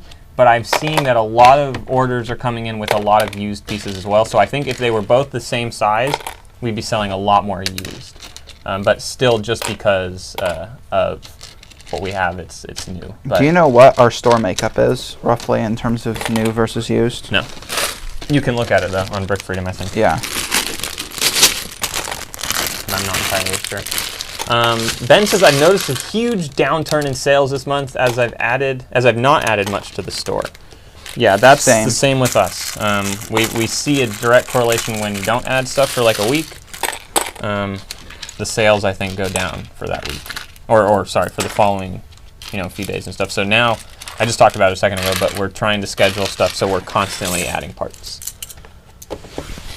Thomas says, what's the plan here? I wasn't here at the start of the stream. Are you sorting by color now? And then what? Yes, we're sorting by color now because this is such a massive set. This is all, well, it's 2 of the same set, what's in front of us. So we're sorting by color instead of element. And then after that, we will go ahead and go drawer by drawer. I mean, white thing by white thing or bin by bin. Color by color. Color by color. And upload those separately in BrickStore, so that way we can kind of go at a reasonable pace instead of having to do it all in one day.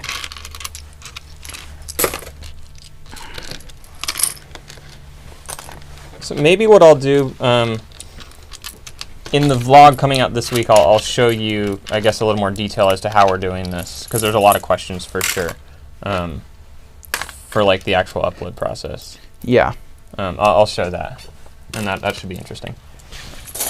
Do we have this color? Yes. But I think this is going to be the best way to do the larger sets. We also have Ninjago City Gardens sitting over there. Trying to get one more copy of that, and then do that as part of that as well. Well, here's something I was thinking. This is a fairly color diverse set. Yeah. What if we're parting out like a Star Destroyer, where it's all gray? 3/4 is dark gray and light gray. That might be rough. I mean, at that point, I don't know if we can actually sort by color. It's probably still worth it though, because you're getting at least all the other colors out, and you're separating the light and dark grays. True. It's just going to suck to put the light and dark grays into inventory too. But it's not going to be as bad as the whole set, I guess. So that's good. JB says that they are averaging about 3 orders per day now. Fantastic. Nice. We're averaging, well, for like the month we're averaging 4. But this month so far we're only averaging like 2.5. Actually, I don't know. I didn't check today. But not as much as we had been doing the past couple months. But this is how April started as well. April didn't start great, and May isn't starting great, but April ended fine, so I don't know. We did have less orders in April, though. We just had higher priced orders.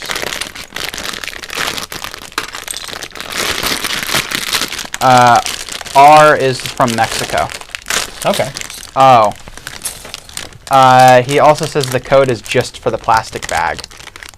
Doesn't look like it actually has anything to do with the pieces inside of it. Interesting. Huh. Very cool. Well, thanks for watching our stream. It's really cool to have people that work at LEGO watch this too. Fidel says, are you ever going to do another 8-hour stream like the one that got cut off? No, probably not. That was terrible. I mean, it was fun, but like, it was very long. We might do like longer streams, but I mean, this one's running pretty long. How long is this one so far? We started at 9:30 a.m. roughly. It is now 12:30, so this one's 3 hours. That's pretty good, right? Yeah. And I think we'll be done probably within the next 15 minutes or so. Yeah, hopefully. And I am going to eat breakfast and lunch. I am finally going to go get Popeyes. Because remember that one day I was like, I want Popeyes, and then I didn't get Popeyes. And today, I'm going to go. Popeyes? I have not had... I've been trying to eat healthy and cut out my eating out and fast food for months now. But not today? But today, I'm going to reward myself, and I'm going... What? For living. And I'm going to go to Popeyes, and I'm going to order a gosh darn chicken sandwich, okay? Or chicken tenders, I don't know. Something.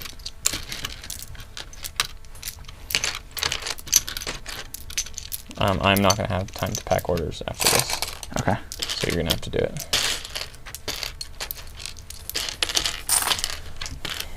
Because this stream is going long. Yeah. Usually we do 2 hours. Good thing we started this in the morning. Well, I guess you wouldn't have been able to do it at all in the afternoon, would you? No, I could have done 3.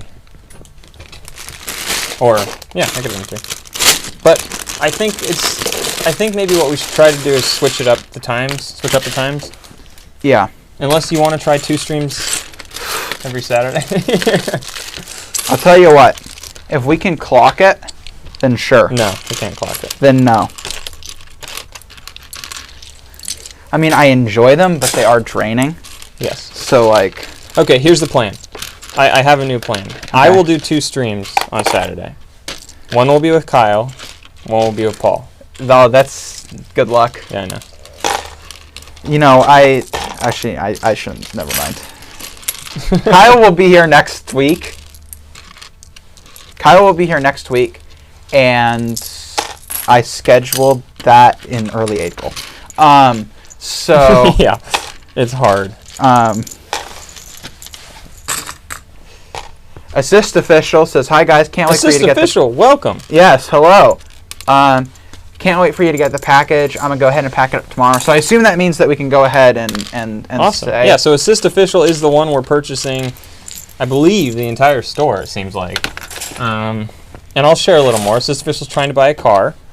What kind of car are you trying to buy? I know you told Paul.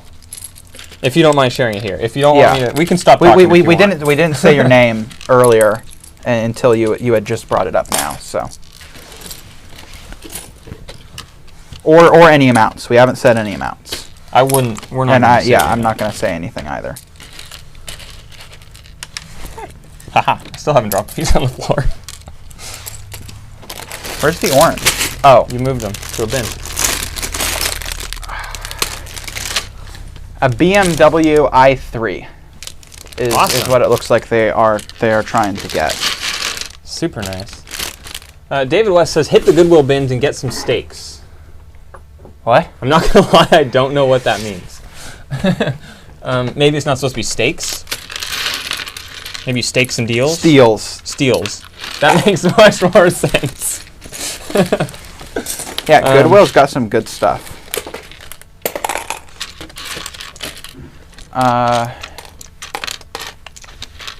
What time is it? 12:30. I really gotta go. Then just go. No, I'm finishing this stream. Okay. But you better. You're the reason I can't leave on time. I took a 20-minute break. Are you going? Are you going to film golf? No, I'm going to shoot a dance show. A dance show. A dance show. Like a school dance or like a dance show? Dance show. Like a dance show. Dance show. Oh, that's cool. School dance. No one's doing school dances. Oh right, it's in the middle of the pandemic. Yeah, no one. There's no crowds. I think I'm just shooting it. I think it's being streamed out though. Okay. Is it for television? No, it'll be online most likely. So it's not Dancing with the Stars. No. Does that even still exist? Yeah. Huh. I haven't watched it. I remember when I was little, my favorite Minecraft YouTuber made it onto a season of Dancing with the Stars, and that was the only time I ever watched it. Chimney Swift. Interesting. Yeah. What a weird thing. Yeah, Yeah, I've never watched Dancing with the Stars. My parents used to watch it, so I would see, like, I'd walk by the TV or whatever, and I'd see what it, but I color would is never. this? Oh, I went with dark tan, but I wasn't Okay. confident. Okay, I just dropped my first official piece. But, oh, no, I didn't. Well, I did, but it was on my arm, and then it fell. Okay, part out, come on. I'll leave. Sorry, I gotta read chat too. No, you don't. I'll read Wait, chat. that's you confused me. You made me mess up. This I'm is my stressed life. I'm now. always late for stuff. I'm or stressed I'm always now. like, I squish the time. And it's always my fault. Oh, Assist Official, congratulations on your first car ever. That's pretty awesome. Daniel says, as for the bags, one number, day of the week, 2, and 3, week of the year, letter where it was made, and the last number is the last number of a year. So you can say when it was made. Okay, hold on. So, Evan, what happened to parting out? I've already did my stuff. It's not helping you leave faster. Okay, so 7, first number, day of the week. Okay, so Sunday, I'm assuming. Oh no, it's Saturday? I don't know. What day of the week starts on, Sunday or Saturday? 27, which is the week of the year. R, which is the location. And 0, which is the last number of the year, which was 2020. That is amazing. That is super cool. I will not remember that. Or I will remember they mean something. I won't remember what they mean. That's what it'll be. That's pretty cool. That's awesome. Thank you for sharing that information. That's fun. Yeah. That's very fun, actually. The more you know. The more you know. You missed. I'm Come on, Paul. dying. Oh my gosh, there's like so many bags left. There's like 5, 4. Yeah, and you said 6, and I've done 3. So there should be 3 left.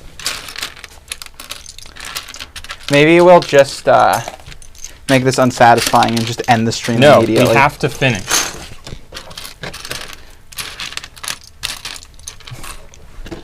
I can't whisper, they could hear us. I was going to say, technically we could say that we're out of bags and leave a few in there. Looks like we're all out. Now. We have to finish.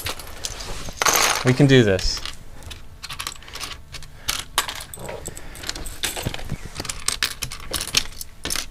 There's only, I think we should do another gaming stream. Those were very successful. oh my god, no one watched those. Anyone here who remembers those or who tuned in? No, because there were like 10 max. Yeah, we played the Lego Star Wars, the Complete Saga game. We didn't finish it. Well, we didn't for finish like it on 4 that, weeks. on that thing. I don't think we played it since then, actually. No, but we need to. But we tried to play it streaming, and no one watched. And it was a pain in the butt to set up and stream, but If you're still around and you got that, yeah, is anyone here that ever watched any of them? Ben, Thank you. The Lego Star Wars streams. Those were interesting. They were fun, but like, I don't think it's not, most of the viewership I don't think wanted to watch that. no. And it was probably not the most entertaining. I still am of the opinion that we should have a community Minecraft server. I have mentioned it before, with the explicit statement that there's no intention to make one. But then why would you mention it? Asking for people's opinions, and I have gotten positive feedback. So from how many people? Like 3. Not enough. Not worth it. I don't know how many people here would want a community Minecraft stream. Probably most community people would Minecraft. How many people would? Okay, how many people would actually play it? Not just say that they want it.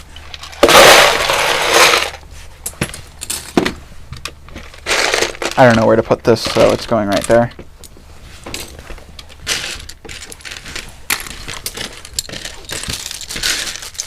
Why did these pieces go over here?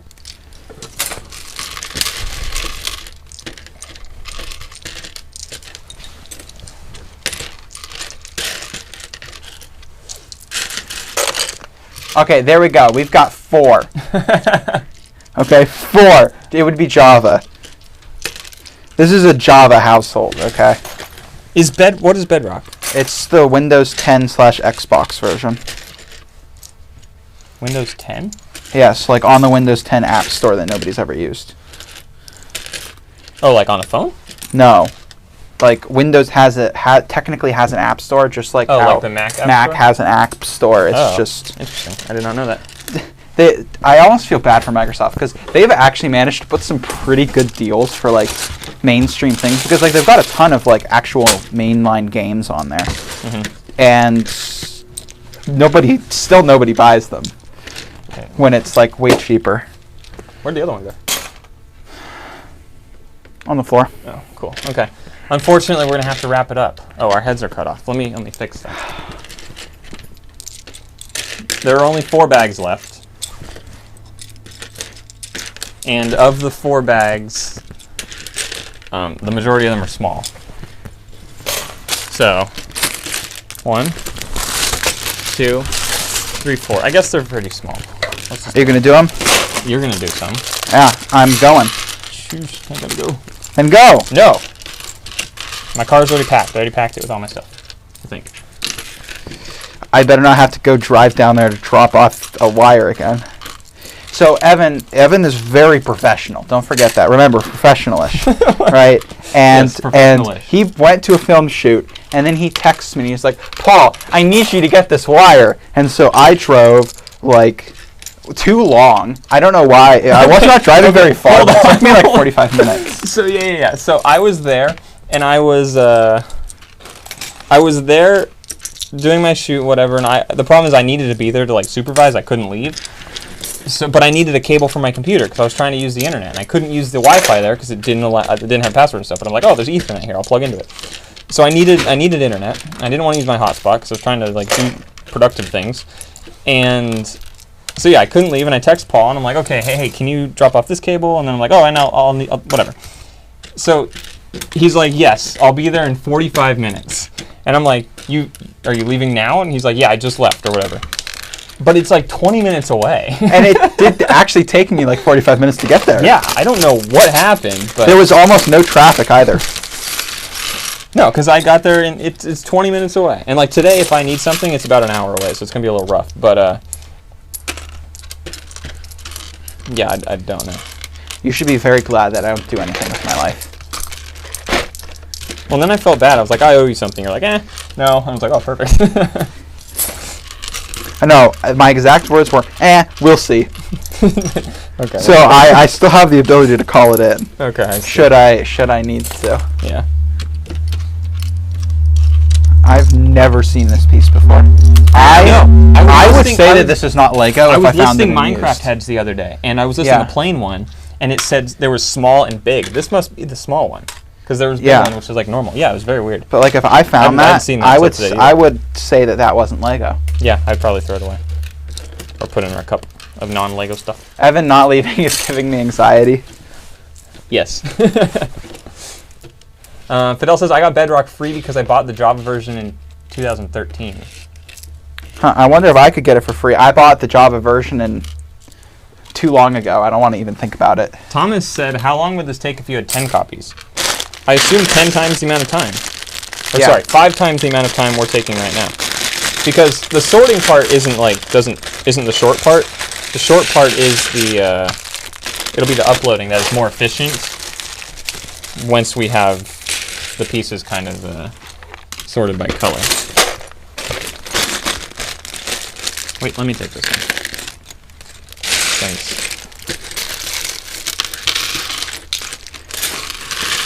Last bag, right? No more in there? Correct. Awesome. We still have to do an outro, though. Yeah, we just say bye. Goodbye. Leave. Patreon. Do the outro now, yeah. Thanks for watching, everyone. Give us money. Join our Discord. Don't say that. That's not good. It's very clear that I'm making a joke. Okay, I hope that I will add many disclaimers. I am making a joke. Please do not feel obligated to give us money, please. Only donate to the Patreon if like you actually really want to. Because you get fun stuff like weekly videos that tell you cool things about us. They're not always LEGO related, but they're kind of like behind the scenes type stuff or day in the life or just stuff we're doing. We also, if you are in the highest tier, you get a voice call with us, which we really need to organize. If you join now, maybe you will manage to get into the next. You'll manage to get in. True. If you, that's. Oh, you also get a unique role in the Discord. Speaking of the Discord, please come and join the Discord. We have a lovely community there that loves to answer questions and help everybody out. The people there are super talkative, and we're in there occasionally. And thank you for watching, and I'm still not done. I'm trying to go as fast as I can, so this outro really needs to stretch until the end. Evan, you better hit that go off live button at the exact second I put the final piece away. Ah! I got stressed. That's a big mistake. Yeah, that's a big mistake. Like a huge mistake. Good job, Paul. Yeah, thank you. I'm talented. Okay, so I've learned something. Don't do the outro at the same time I'm doing things. JB, thank you for sending us money. Don't feel like you need to, please. Paul's an idiot. I'm just joking. Thomas, okay, please, actually, don't. Thomas, stop it. Stop, please. Like, for real, you gotta stop. But thank you. I appreciate it a lot. It helps the channel, and it is now going to purchase one piece of equipment that will now allow us to do something I've been trying to do for a long time. I don't know what that is. Yes, you do. I just haven't announced it on the channel because it was going to take a while to gather the funds to do it. But now, thanks to everyone who super chatted today, and Thomas, for the past weeks of super chat, I think we can actually do it. Yes, thank you, Thomas. So that's exciting. I really hope and more money. Thank you very much. You should claim these super chats as business expenses. You could actually, most likely. Last bag. You're almost done. Awesome. Yeah, I'm almost done. All right, let's get some music ready for the outro here. Oh no, ladies and gentlemen, I have breaking news. This is very sad. Never mind. I'm not going to say it on the outro. What? I won't say it. It's very sad news, actually. But if you want to, you can look it up. That's not helpful at all. Are you done? Are you done? All right, thank you for the 37 people who are still here. This has been really fun. 679 views on this, which is a lot more than normal on a stream, especially right from the very beginning. And that might have to do with the fact that we were parting out a massive set. But now that Paul's almost done, we have finished sorting by color this set here. Assist Official, thank you so much. Another super chat there from you. You've also super chatted quite a bit before, so thank you very much. But thank you for everyone who's tuning in. Appreciate everyone who's here. Hopefully this was an interesting stream. Paul, your mic is bad. Terrible cracking. Too loud. All right, well, we'll just mute Paul's mic. Okay, hopefully my mic is fine. Paul's mic is now muted. But yeah, thank you guys so much for tuning in. We'll see you all in the next stream and the next video and all that kind of fun stuff. So thanks for watching.